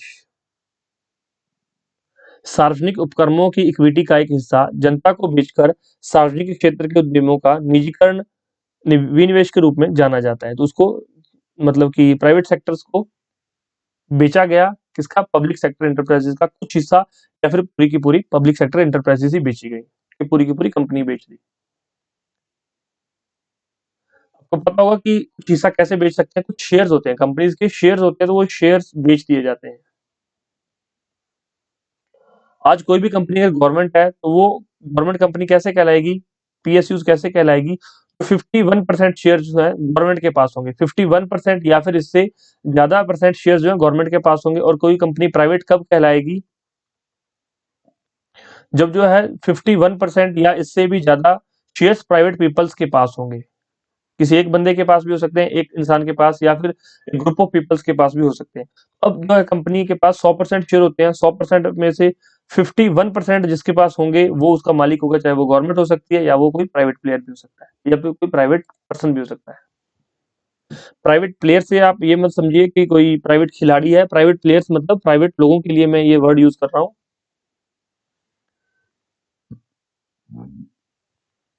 The purpose of the sale, according to the government, was mainly to improve financial discipline and facilities modernization. It was also envisaged that private capital and managerial capabilities could be effectively utilized to improve the performance of the public sector undertakings.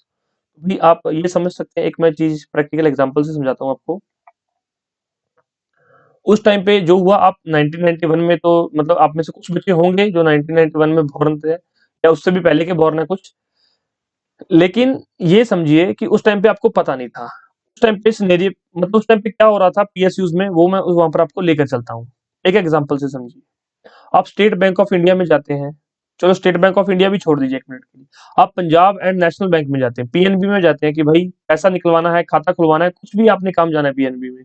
तो PNB वाले क्या कहते हैं कि sir server down है, sir वो जो जिसने काम करना है वो आया नहीं है, लंच टाइम के बाद आइएगा, अभी तो हम आए हैं, या फिर मतलब कुछ एक्सवाइजेड बहाने होते हैं, ये ढंग से काम नहीं करते। दूसरी तरफ आप क्या करो, एचडीएफसी बैंक में चले जाओ, आप बोलो कि हमें अकाउंट ओपन करवाना है। भाई अगर कोई दूसरा बंदा आपको नहीं यहाँ पर मिलेगा ना बैठने के लिए, मतलब कोई आपके पास नहीं आया, आपको किसी ने वहां पे नहीं पूछा, तो भाई मैनेजर खुद उठ के आ जाएगा आपसे डील करने के लिए।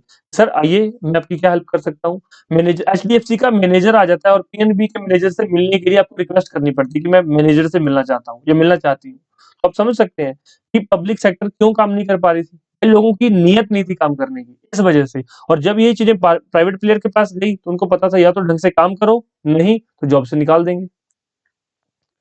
कहीं ना कहीं गवर्नमेंट जॉब जॉब सिक्योरिटी के लिए भी ली जाती है और कुछ लोग ऐश करने के लिए भी गवर्नमेंट जॉब लेते हैं। तो आप समझते हैं इन चीजों को। आज के टाइम में 50% लोग जो है ईमानदारी से अपना काम करते हैं जो गवर्नमेंट सर्विसेज में है, और 50% लोग जो है ऐश करने के लिए गवर्नमेंट सर्विसेज में आए हैं। ये कड़वा सच है।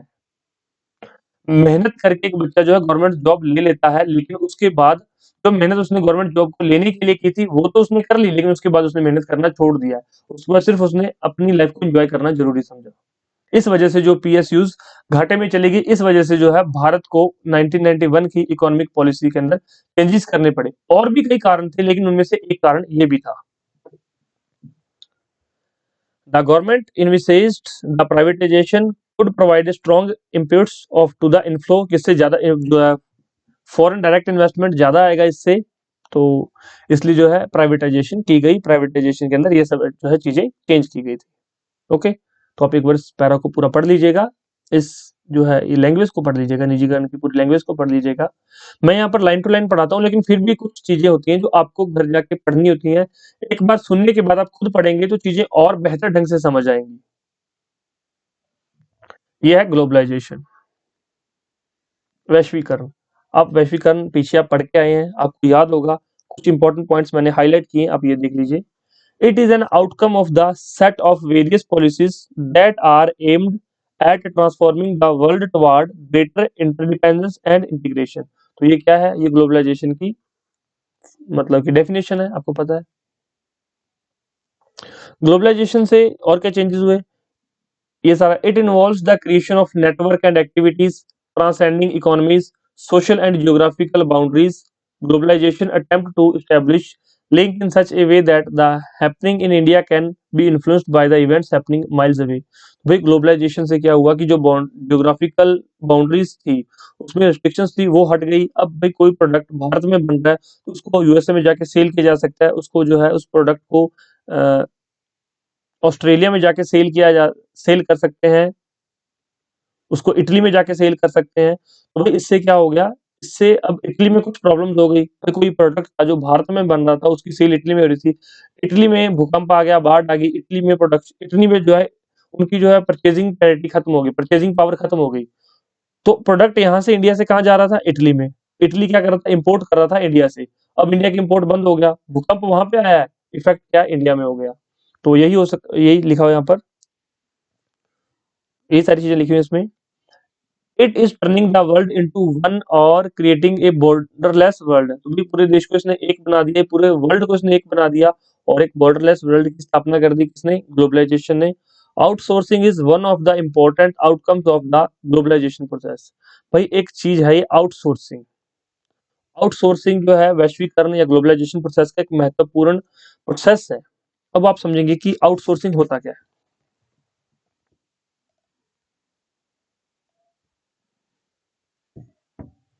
अब एक यूएसए में कंपनी है, यूएसए के अंदर कंपनी है, कौन सी कंपनी? ऑडी की। आपको पता है ऑडी की कारें काफी कॉस्टली रहती हैं। अब इनको क्या कस्टमर केयर की जरूरत है।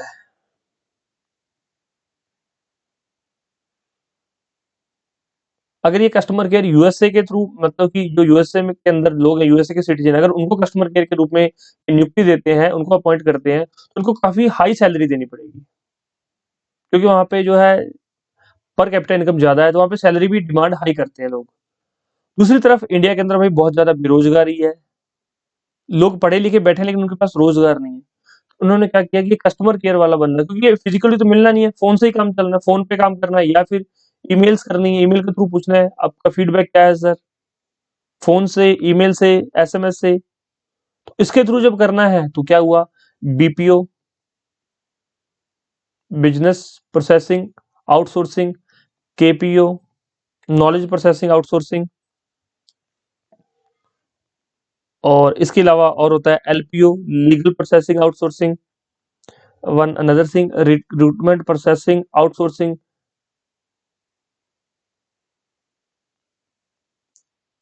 अब एक प्रैक्टिकल एग्जांपल से ये आरपीओ समझा देता हूँ। आरपीओ क्या होता है? रिक्रूटमेंट। ये मैं ऊपर भी समझाऊंगा, लेकिन ये ज्यादा आप अभी जो है इसको क्या कर पाएंगे? रिलेट कर पाएंगे। Recruitment process outsourcing.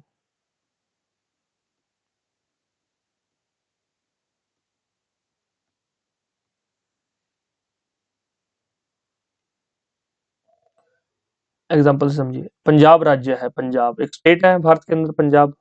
अब पंजाब का जो पंजाब पुलिस के लिए ये एग्जाम लेता है। लेना किसको चाहिए? पंजाब गवर्नमेंट को या पंजाब पुलिस को एग्जाम लेना चाहिए। लेकिन ये पंजाब पुलिस ये क्या करते हैं? टाटा कंसल्टेंसी सर्विसेज, टीसीएस को ये क्या करते हैं? ठेका दे देते हैं कि भाई टीसीएस ही एग्जाम लेगी। तो वो क्या हो गया? रिक्रूटमेंट प्रोसेस आउटसोर्सिंग, कि भाई आउटसोर्सिंग पे निकाल दिया कि भाई आप हमें रिक्रूट करके दो, पंजाब पुलिस के लिए जो जवान चाहिए, जो सब इंस्पेक्टर चाहिए, जो कांस्टेबल चाहिए, वो आप हमें रिक्रूट करके दो। तो इसको क्या बोलते हैं? Recruitment process outsourcing. अब पंजाब सरकार है, टीसीएस टाटा कंसल्टेंसी सर्विसेज ये प्राइवेट है। अब प्राइवेट को किसने हायर किया? गवर्नमेंट ने। और ये क्या कर रहा है? आगे लोगों को हायर करके किसको दे रहा है? गवर्नमेंट को दे रहा है। इसमें क्या है कि बचत, एक तो टाइम की बचत होती है कि भाई क्या पता गवर्नमेंट के पास इतनी मशीनरी नहीं है, इतना टाइम नहीं है, क्या पता गवर्नमेंट के प्रोसेस में कोई फर्क हो, प्रोसेस गवर्नमेंट का स्लो चल रहा हो, या कोई जो लोग हैं उस टाइम पे जो काम कर रहे हैं वो ऐसे नहीं है कि वो उस प्रोसेस के थ्रू जा सकते हैं, या उनको ये प्रोसेस करना नहीं आता है, कुछ भी हो सकता है। तो इसलिए अब इन्होंने क्या है? प्राइवेट प्लेयर्स को लिया। इसी तरह से हरियाणा, राजस्थान और कई राज्य हैं जो जितने भी जो एग्जाम्स होते हैं या फिर जो एसएससी एग्जाम्स कंडक्ट करवाता है, वो किसी ना किसी प्राइवेट प्लेयर से जो है एग्जाम कंडक्ट करवाता है।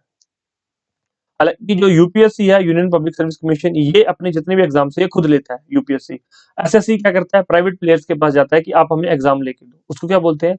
रिक्रूटमेंट प्रोसेस आउटसोर्सिंग, ये आरपीओ हो गया। इस तरह से क्या होता है? LPU, legal process outsourcing. भाई आपको कोई प्रॉब्लम होगी, आपको एडवोकेट की जरूरत है, आप फिजिकली किसी एडवोकेट के पास नहीं जाएंगे, आप क्या करेंगे? आपने गूगल पे सर्च किया कि बेस्ट एडवोकेट, और जो भी आपकी लोकेशन है, चंडीगढ़ है, दिल्ली है, मुंबई है, पुणे है, जो भी लोकेशन है नियर मी, तो आपको उसका नंबर मिल जाएगा। आप उसको कॉल करेंगे कि ये मेरी प्रॉब्लम है, ये मेरा केस है, तो वो आपको ऑनलाइन लीगल एडवाइस देगा कि आप ये कर सकते हैं।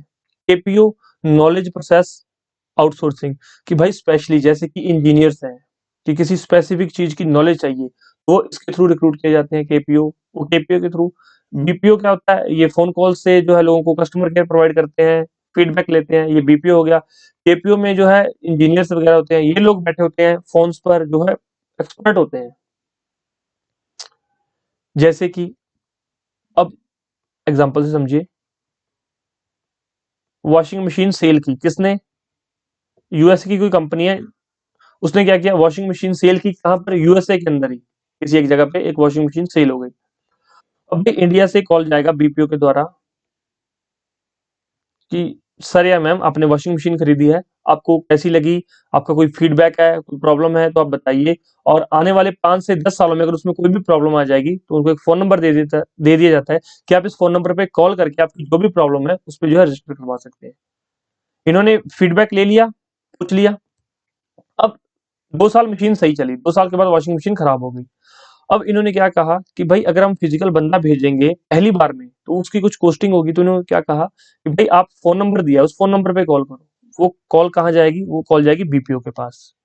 बीपीओ क्या करेगा, उस कॉल को अपने केपीओ के पास ट्रांसफर कर देगा, जिसके पास एक इंजीनियर बैठा हुआ या एक मैकेनिक बैठा हुआ जो कि वॉशिंग मशीन का एक्सपर्ट है।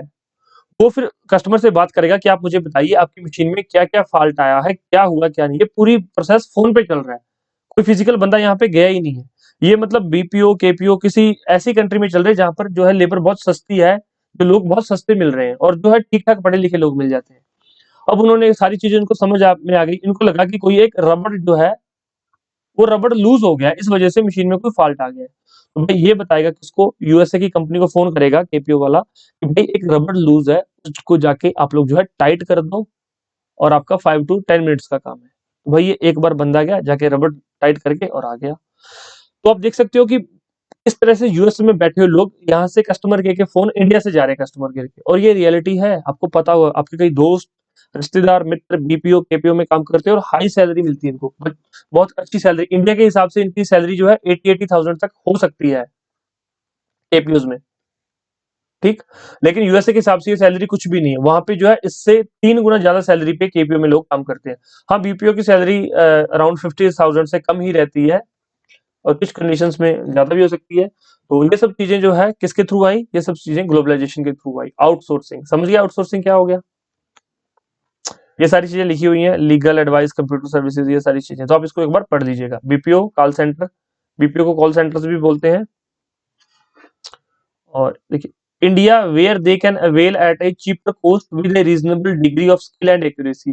जो इंडिया है, यहाँ पर जो है केपीओ बीपीओ क्यों चल गए, क्योंकि यहाँ पर एक तो रीजनेबल रेट पे जो है चीज जो है चीपर कॉस्ट पे मिल जाते थे लोग, और दूसरा उनके पास डिग्री थी, पढ़े लिखे लोग थे यहाँ पे, तो इसलिए इनको जो है बीपीओ और केपीओ इंडिया में ज्यादा चल गए। The low wage rates and availability of skilled man power in India have made it a destination for global outsourcing in post reforms period. तो ये सारी चीजें आप समझ गए। उसके बाद देखिए, ये सारा आपने समझ लिया कि ग्लोबलाइजेशन क्या है, प्राइवेटाइजेशन क्या है, लिबरलाइजेशन क्या है, एलपीजी आप समझ गए। अब उसके बाद एक जो है संस्था है वर्ल्ड ट्रेड ऑर्गेनाइजेशन, एक ऑर्गेनाइजेशन है, एक संगठन है। ये क्या करता है, the WTA was founded in 1995 as the successor organization of the General Agreement on Tariff and Trade। भाई general agreement on tariff and trade का क्या मतलब है, भाई टैरिफ एंड ट्रेड करने के लिए एक एग्रीमेंट किया गया है। उसके बाद इस संस्था का जो जन्म हुआ डब्ल्यूटीओ का, उसके बाद ही हुआ है। तो ये जो काम ये गेट कर रहा था, GATT, general agreement on tariff and trade, वही काम डब्ल्यूटीओ करेगा, थोड़ा एडवांस फॉर्म में करेगा। GATT was established in 1948, GATT जो है 1948 में एस्टैब्लिश की गई थी, डब्ल्यूटीओ 1995 में एस्टैब्लिश की गई थी। तो ये दोनों आप याद रखिएगा, एग्जामिनर कई बार पूछ लेता है। और उसके बाद देखिए, the WTO is expected to establish a rule-based trading regime in which nations cannot place arbitrary restrictions on trade. Its purpose is also to enlarge production and trade of services, optimum utilization of the world resources and protect the environment। तो ये WTO का काम, ये सारी services provide करना WTO का काम है। कि भाई अगर मान लीजिए यूएसए में कोई चीज बनी, उसकी प्रोडक्शन हुई यूएसए में, कोई एक प्रोडक्ट बना, यूएसए अपना प्रोडक्ट कहाँ पे बेचना चाह रहा है, इंडिया के अंदर बेचना चाह रहा है। तो इंडिया डिनाई नहीं कर सकता। वैसे ही हमने तो वर्ल्ड बैंक से लोन लिया हुआ है, तो डब्ल्यूटीओ क्या इंश्योर करेगा कि इंडिया डिनाई ना करे without any reason, without any solid reason India deny ना करे। यूएस से ऑस्ट्रेलिया में जाके कोई चीज बेचना चाहता है तो बेच सकता है, ऑस्ट्रेलिया डिनाई ना करे विदाउट एनी सॉलिड रीजन। तो ये सब चीजें डब्ल्यूटीओ इंश्योर करता है। इंपोर्ट का, एक्सपोर्ट का, ये सारी चीजों पे ध्यान देता है वर्ल्ड ट्रेड ऑर्गेनाइजेशन। आप नाम से ही पता कर सकते हैं कि वर्ल्ड ट्रेड ऑर्गेनाइजेशन, विश्व व्यापार संगठन, ठीक है। ये सारी चीजें इसमें लिखी हुई हैं। ये इन्वायरमेंट का भी ध्यान रखता है, तो ये सारी चीजें इसमें अच्छे से दी गई हैं, तो आप इसको एक बार देख लीजिएगा। ओके, सिंपल सी चीजें, रूल रेगुलेशंस हैं। India has been at the forefront for of framing fair global rules, regulations and safeguard and advocating the interest of developing world. तो भाई इंडिया जो है बहुत बढ़ चढ़ के डब्ल्यूटीओ की मीटिंग्स में पार्टिसिपेट करता है, इसकी पॉलिसीज बनाने में, रूल रेगुलेशन बनाने में, ये सारा जो है इंडिया बढ़ चढ़ के भाग लेता है। इंडिया इसका एक एक्टिव मेंबर है। ये था पूरा चैप्टर एलपीजी रिफॉर्म्स। ओके, अब हम इसके क्वेश्चंस करते हैं। क्वेश्चन 1, क्वेश्चन 2 सारे करेंगे, लेवल 1, लेवल 2 करेंगे। और कुछ स्टूडेंट्स ने मुझे कहा था कि सर आप क्वेश्चन मत करवाया करो, क्वेश्चन हम खुद कर लेंगे। तो बच्चों, अगर आप खुद कर लोगे तो आप लेक्चर यहाँ बंद कर सकते हो और अपनी पीडीएफ से पढ़ सकते हो। लेकिन क्या होता है, आप लोग जब कहते हैं ना कि अब नहीं, मैं बाद में कर लूंगा, बाद कभी नहीं आती। एक बाद कभी नहीं आती, दूसरा कल कभी नहीं आता। ये दोनों शब्द तो भाई, कल तो काल है, कल नहीं आता और बाद में कर लूंगा। भाई अभी जब लेक्चर देख ही रहे हो, 1 घंटे का देख लिया तो 20 या 30 मिनट और देख लो। इसमें क्या है कि आपको क्लियर हो जाएगा कि भाई जो मैंने पढ़ा हुआ है इसमें इस तरह से क्वेश्चन फॉर्म होंगे और मैं जो है इस क्वेश्चंस को टैकल कर लूंगा। ये आप पढ़ क्यों रहे हैं, ये जो चीजें आपको पढ़ाई जा रही हैं ये क्यों पढ़ रहे हैं आप? आपने क्यों जाना कि भाई एल क्या, एल से क्या मतलब है, लिबरलाइजेशन क्या है, प्राइवेटाइजेशन क्या है, भारत को क्या फायदा है, क्या नुकसान है, ग्लोबलाइजेशन आपने क्यों पढ़ा कि ग्लोबलाइजेशन से क्या फायदा है, क्या नुकसान है। कल को आप ऑफिसर हो जाएंगे, आप कल को डीएसपी लग जाएंगे, कल को आप आईपीएस बन जाएंगे।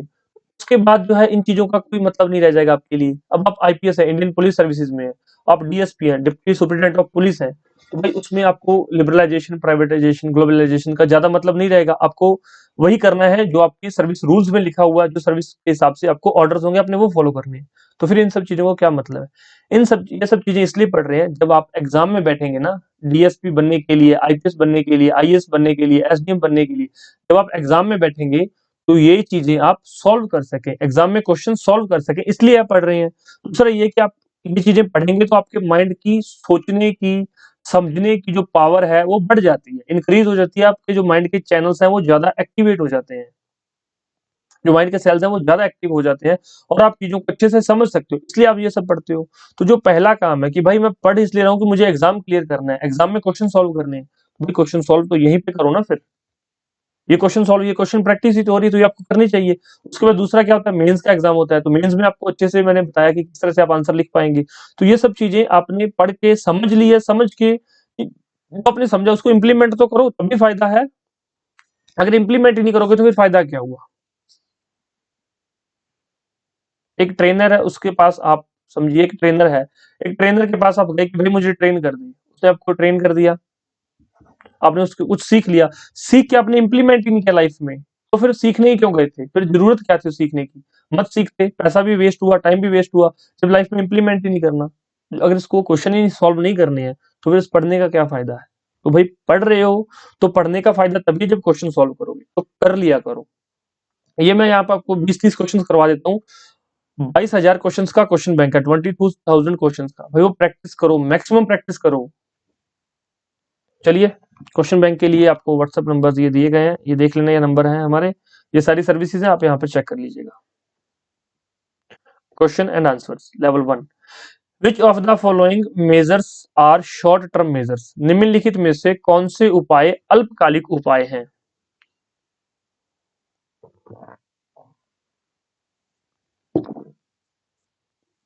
देखिए यहाँ पर ऑप्शंस दिए गए, stabilisation measures, structural reform measures या बोथ।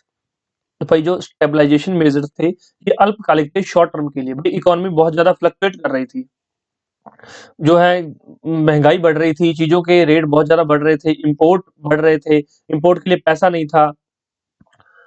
स्टेबलाइजेशन को मेजर करने के लिए, स्थिर करने के लिए, उपाय करने के लिए जो है शॉर्ट टर्म मेजर्स लिए गए। आप पढ़ के आए ऊपर।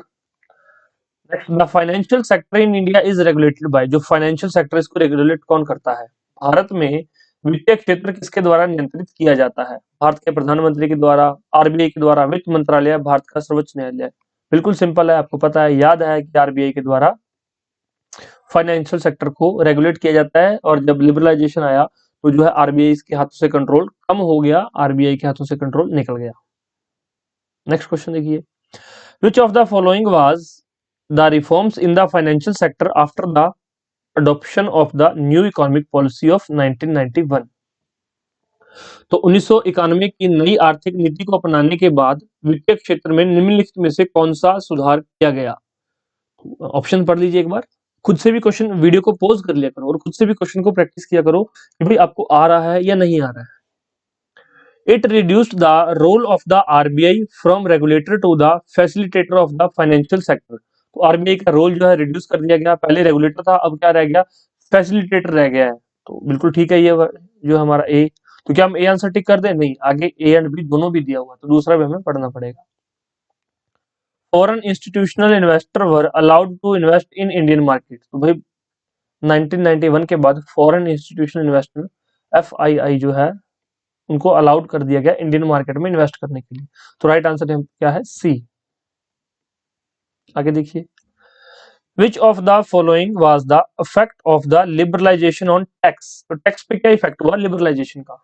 निम्न में से कौन सा कर पर उदारीकरण का प्रभाव था? Taxes on the individual income increased. तो क्या भाई टैक्स बढ़ा दिए गए? नहीं, टैक्स बढ़ाए नहीं गए थे, टैक्स कम किए गए थे। तो ये गलत हो गया, ये गलत है, तो सी एंड डी भी गलत है। तो अब यहाँ पर देखिए, the rate of the corporation tax increase. तो जो कॉर्पोरेशन टैक्स के रेट्स क्या उनको बढ़ाया गया? नहीं, कॉर्पोरेट के टैक्स भी कम किए गए क्योंकि ये इकोनॉमिक पॉलिसीज के अंदर था। तो राइट आंसर क्या है? डी। डी इसका सही उत्तर है।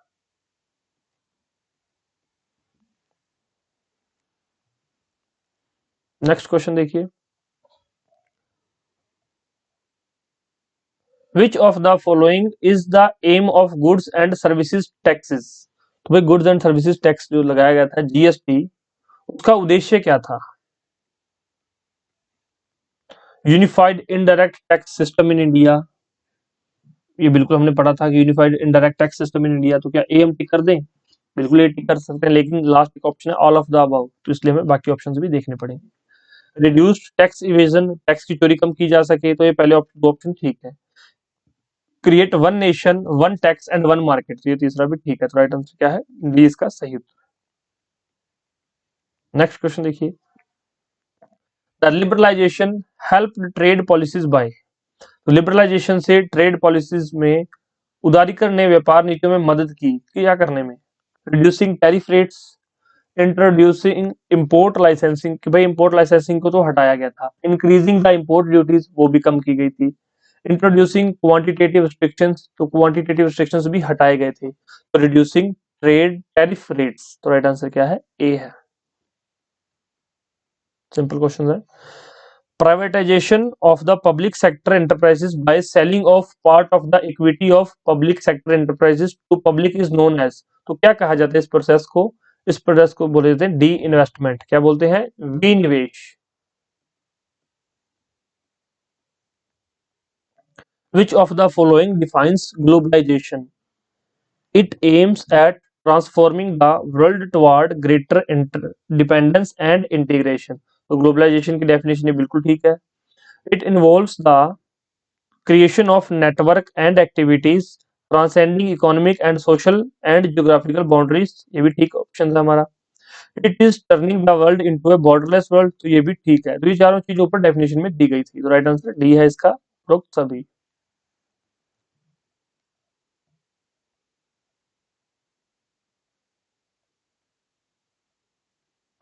World Trade Organization was found in 1945, 1995, 1955 या 1906। तो WTO की स्थापना कब हुई थी? 1995 में। अब आप मुझे ये बताइए कि गैट की स्थापना कब हुई थी? GATT की गैट की स्थापना कब हुई थी, और गैट की फुल फॉर्म क्या है? ये भी एग्जाम में पूछी गई है।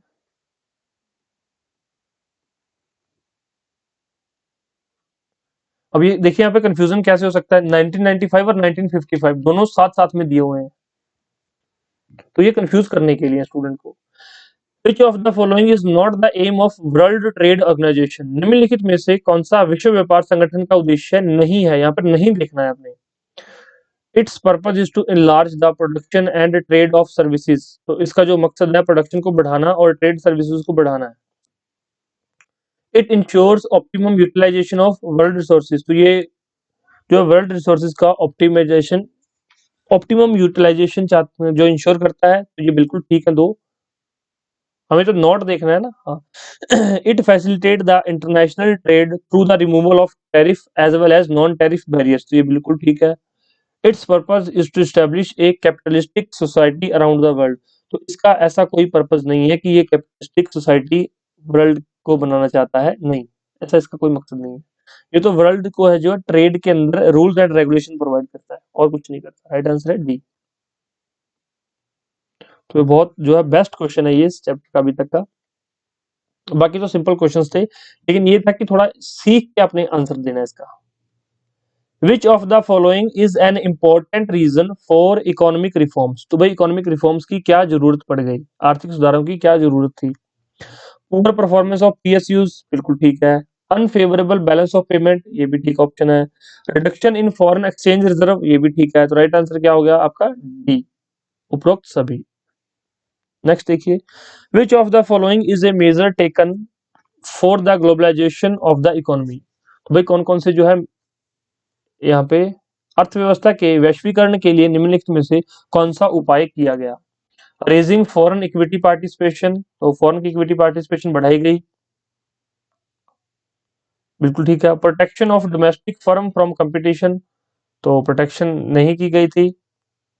ये बाकी मैं क्यों पढ़ रहा हूँ, क्योंकि नीचे ऑल ऑफ द अबव लिखा हुआ है, तो ये हट गया कि भाई डोमेस्टिक फर्म को यहाँ पे जो है प्रोटेक्शन नहीं दी गई, भाई यहाँ पे ओपन कर दी गई सभी के लिए मार्केट की, कोई भी आके यहाँ पर प्रोडक्ट बना सकता है।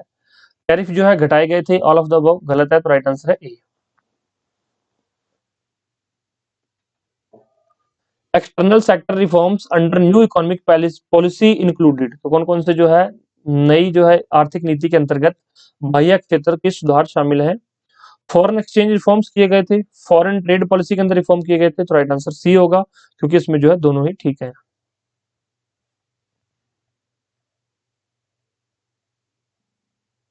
तो वो लेवल 1 इजी वाले क्वेश्चन से अब थोड़ा लेवल 2 पे चलते हैं, थोड़े टफ क्वेश्चन है। Which of the following led to economic reforms in 1991, निम्नलिखित में से किसके कारण 1991 में आर्थिक सुधार हुए थे। The government was not able to earn enough money from taxes, बिल्कुल ठीक है कि गवर्नमेंट के पास ज्यादा मनी नहीं आ रही थी टैक्सेस से। Prices of essential goods fall sharply, तो भाई प्राइसेस बढ़े थे घटे नहीं थे। दूसरा गलत है, जिसमें दो हम उसको हटा देते हैं, दो ऑप्शन बचे हमारे पास। Import grew at very high rate, imports जो बहुत हाई रेट पे चले गए थे। फॉरेन रिजर्व्स डिक्लाइंस, तो जो फॉरेन का रिजर्व है वो विदेशी भंडार में गिरावट आई थी। तो 1, 3 और 4 इसका राइट आंसर है, राइट आंसर बी होगा हमारा।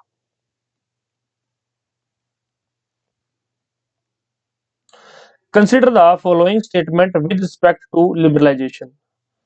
Industrial licensing was abolished only for alcohol and hazardous chemical, इसके लिए क्या हटा दिया गया था, नहीं, इसके लिए तो कंपलसरी था कि इसके लिए तो आपको लाइसेंसिंग लेनी पड़ेगी। तो इसमें क्या करेक्ट पूछा गया, तो ये हमारा गलत है, तो जिसमें एक है वो सारे हटा दो। The market was allowed to, 1 second, दूसरे नंबर का क्वेश्चन आया नहीं, ये लीजिए।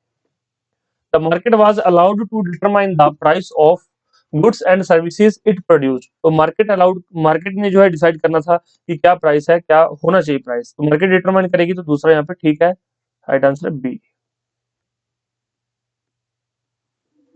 कि भाई बी थोड़ा ऊपर नीचे भाग गया, कोई बात नहीं, आप समझ गए ना कि इसका उत्तर बी है। आप इस चीज से कंफ्यूज मत होइए कि बी ऊपर लिखा है या सी नीचे लिखा हो। आप इस चीज से देखिए कि इसमें आपको पता है कि दूसरा ठीक है और हमारा जो भी ऑप्शन है वो बी है चाहे सी है, टू ओनली, आपका ध्यान इस पे होना चाहिए कि ये ठीक है, ये ठीक है, इसके सामने क्या लिखा हुआ फिर वो आप लिख सकते हैं, ठीक है। बाकी ये यहाँ पे मिस्टेक है कि बी ए के बाद ही आना चाहिए था, वो सेट करवा देंगे। Consider the following statement with respect to reform in the financial sector under liberalisation. तो देखिए यहाँ पर the reform led to establishment of private sector banks, तो लिबरलाइजेशन के अंदर जो फाइनेंशियल सेक्टर में जो रिफॉर्म्स हुए थे उसके तहत ये किया गया कि जो प्राइवेट बैंक सेक्टर है वो बैंक बना सकते हैं, भी प्राइवेट सेक्टर के बैंक एस्टेब्लिश किए जा सकते हैं, पहला ठीक है। The foreign investment limit in the bank was raised, तो भाई इन्वेस्टमेंट की लिमिट जो है उसको रेज किया गया, उसको बढ़ाया गया। तो बिल्कुल यहाँ पर ये हमारा ठीक है कि इसको जो है बढ़ाया गया। Foreign institutional investors were not allowed to invest in Indian financial market, तो भाई फॉरेन इंस्टीट्यूशनल इन्वेस्टर को इंडियन मार्केट में जो है इन्वेस्टमेंट करने के लिए अलाउ किया गया। तो ये तीसरा गलत है हमारा, ये तीसरा हटा दो जहां पर भी है। राइट आंसर है ए, सही उत्तर है ए। सिंपल से क्वेश्चन है, अगर आपने थ्योरी पहले पढ़ ली, अगर थ्योरी नहीं देखी है तो फिर टफ लगेंगे। थ्योरी के लिए आप हमारी एप्लीकेशन डाउनलोड करके उसमें थ्योरी लेक्चर्स को जो अच्छे से देख सकते हैं और उसके बाद क्वेश्चंस को अटेम्प्ट कर सकते हैं। स्टूडेंट्स आपको पता तो ना हमारी एप्लीकेशन है स्टडी मास्टर ऑफिशियल, आप प्ले स्टोर पे स्टडी मास्टर ऑफिशियल डाउनलोड कर लीजिए, आपको मिल जाएगी। Consider the following statement, structural reforms policies are long term measures aimed at improving the efficiency of the economy. तो कुछ ये दिए गए हैं statements, structural reforms policies are long term measures aimed at improving the efficiency of the economy. तो long term measures जो है efficiency को बढ़ाने के लिए किए गए थे, ये बिल्कुल ठीक है। The financial sector in India is regulated by the RBI of India, तो फाइनेंशियल सेक्टर को रेगुलेट कौन करता है भारत में, आरबीआई रेगुलेट करता है। तो ये भी ठीक ऑप्शन है, तो राइट आंसर क्या होगा, सी। दोनों आंसर यहाँ पे बिल्कुल ठीक है। आगे बढ़ते हैं। Consider the following statement with respect to tax reforms in with respect to reforms in taxes, तो करों में सुधार के संबंध में निम्नलिखित कथनों पर विचार कीजिए। The income tax has been increased after the reform of 1991, तो भाई इनकम टैक्स को बढ़ा दिया गया 1991 के बाद, नहीं, इसको क्या किया गया, इसको कम किया गया था, तो ये गलत है। इसमें एक है भाई, वो तो हटेगा ही हटेगा। Goods and services tax unifies the direct tax system in India, पहली बार में अगर जल्दी में पढ़ोगे जल्दबाजी में तो ये गलत आपको सही लग सकती है, लेकिन यहाँ पर डायरेक्ट टैक्स नहीं आते, यहाँ पर कौन से टैक्स होते हैं, इनडायरेक्ट टैक्स को यूनिफाई किया गया था, इनडायरेक्ट टैक्सेस को। तो ये दूसरा भी गलत है, तो राइट आंसर क्या होगा यहाँ पर, डी, सही उत्तर है डी। नेक्स्ट देखिए, consider the following statement with respect to liberalisation policy in India. The rupee was devalued against foreign currency which led to increase in the inflow of foreign exchange. हमने देखा था कि अगर किसी की, अगर करेंसी की जो लोकल वैल्यू, जो लोकल मनी है या फिर जो करेंसी लोकल करेंसी है किसी भी कंट्री की, उसको अगर डीवैल्यू किया जाएगा तो उससे क्या होगा, फॉरेन एक्सचेंज जो है इनफ्लो बढ़ जाएगा, तो फॉरेन एक्सचेंज बढ़ जाएगा, तो ये बिल्कुल ठीक है हमारा ऑप्शन। उसके बाद import licensing was abolished and export duties were removed, तो जो लाइसेंसिंग उनको जो एबॉलिश किया गया था और एक्सपोर्ट ड्यूटीज जो है उसको कम किया गया, तो ये दूसरा ऑप्शन भी यहाँ पर ठीक है, लिबरलाइजेशन के तहत ये किया गया था। Quantitative restrictions on import of this manufactured consumer goods and agriculture products were fully removed, तो पूरी तरह से जो है इसके ऊपर जो रिस्ट्रिक्शंस है उनको हटा दिया गया, तो तीनों यहाँ पर ठीक है, करेक्ट देखना है तो तीनों ही ठीक है। यहाँ पर जो है सभी ठीक है।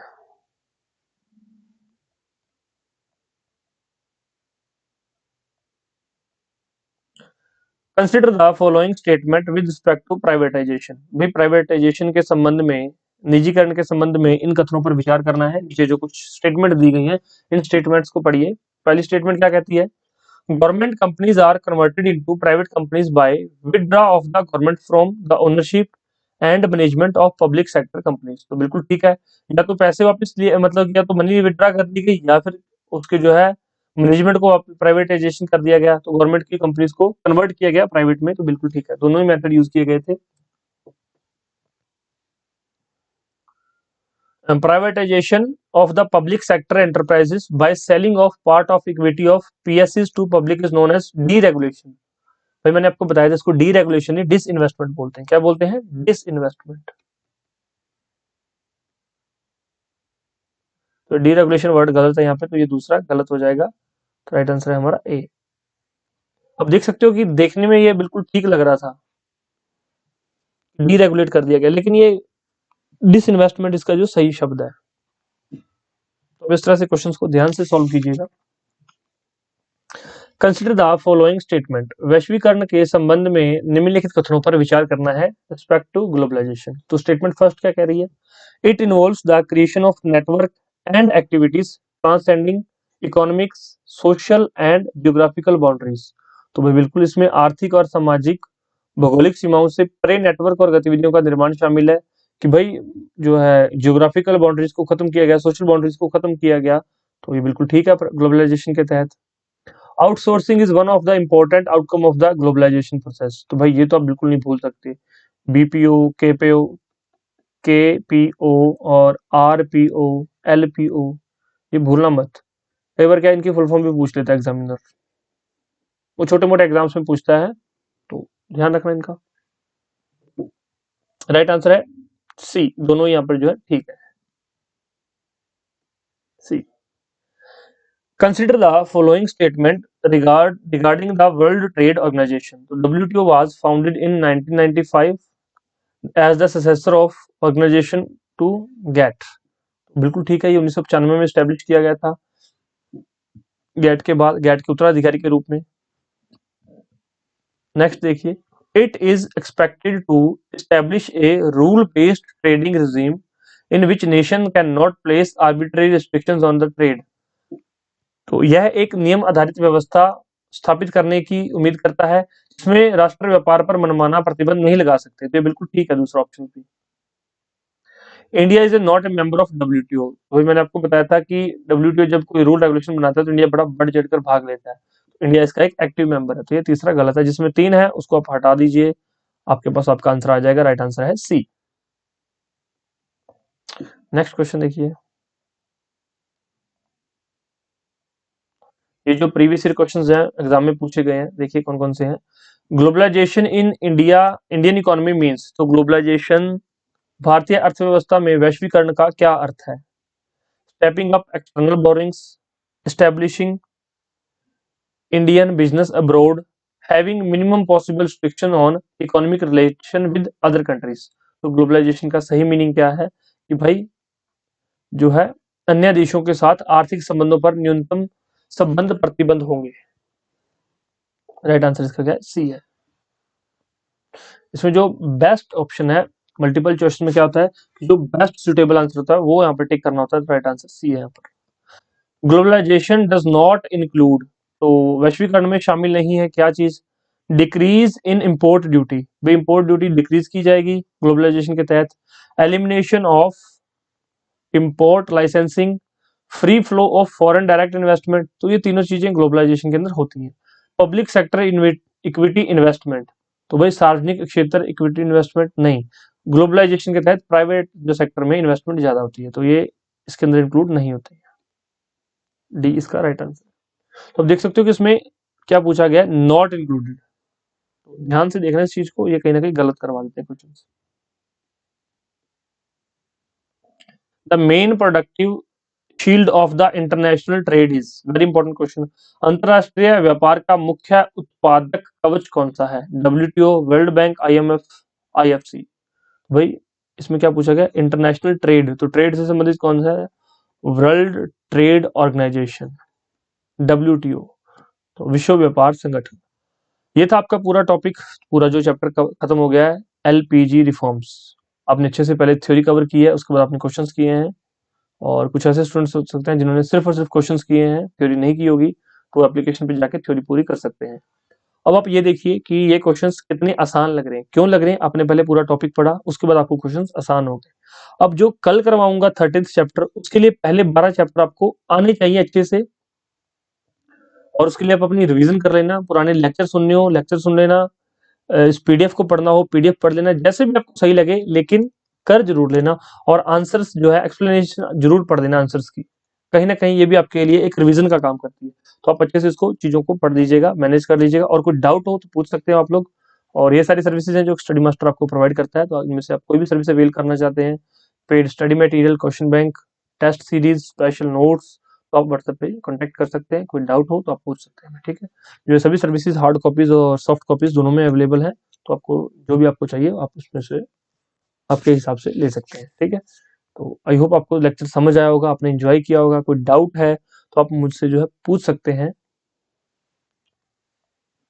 Thank you.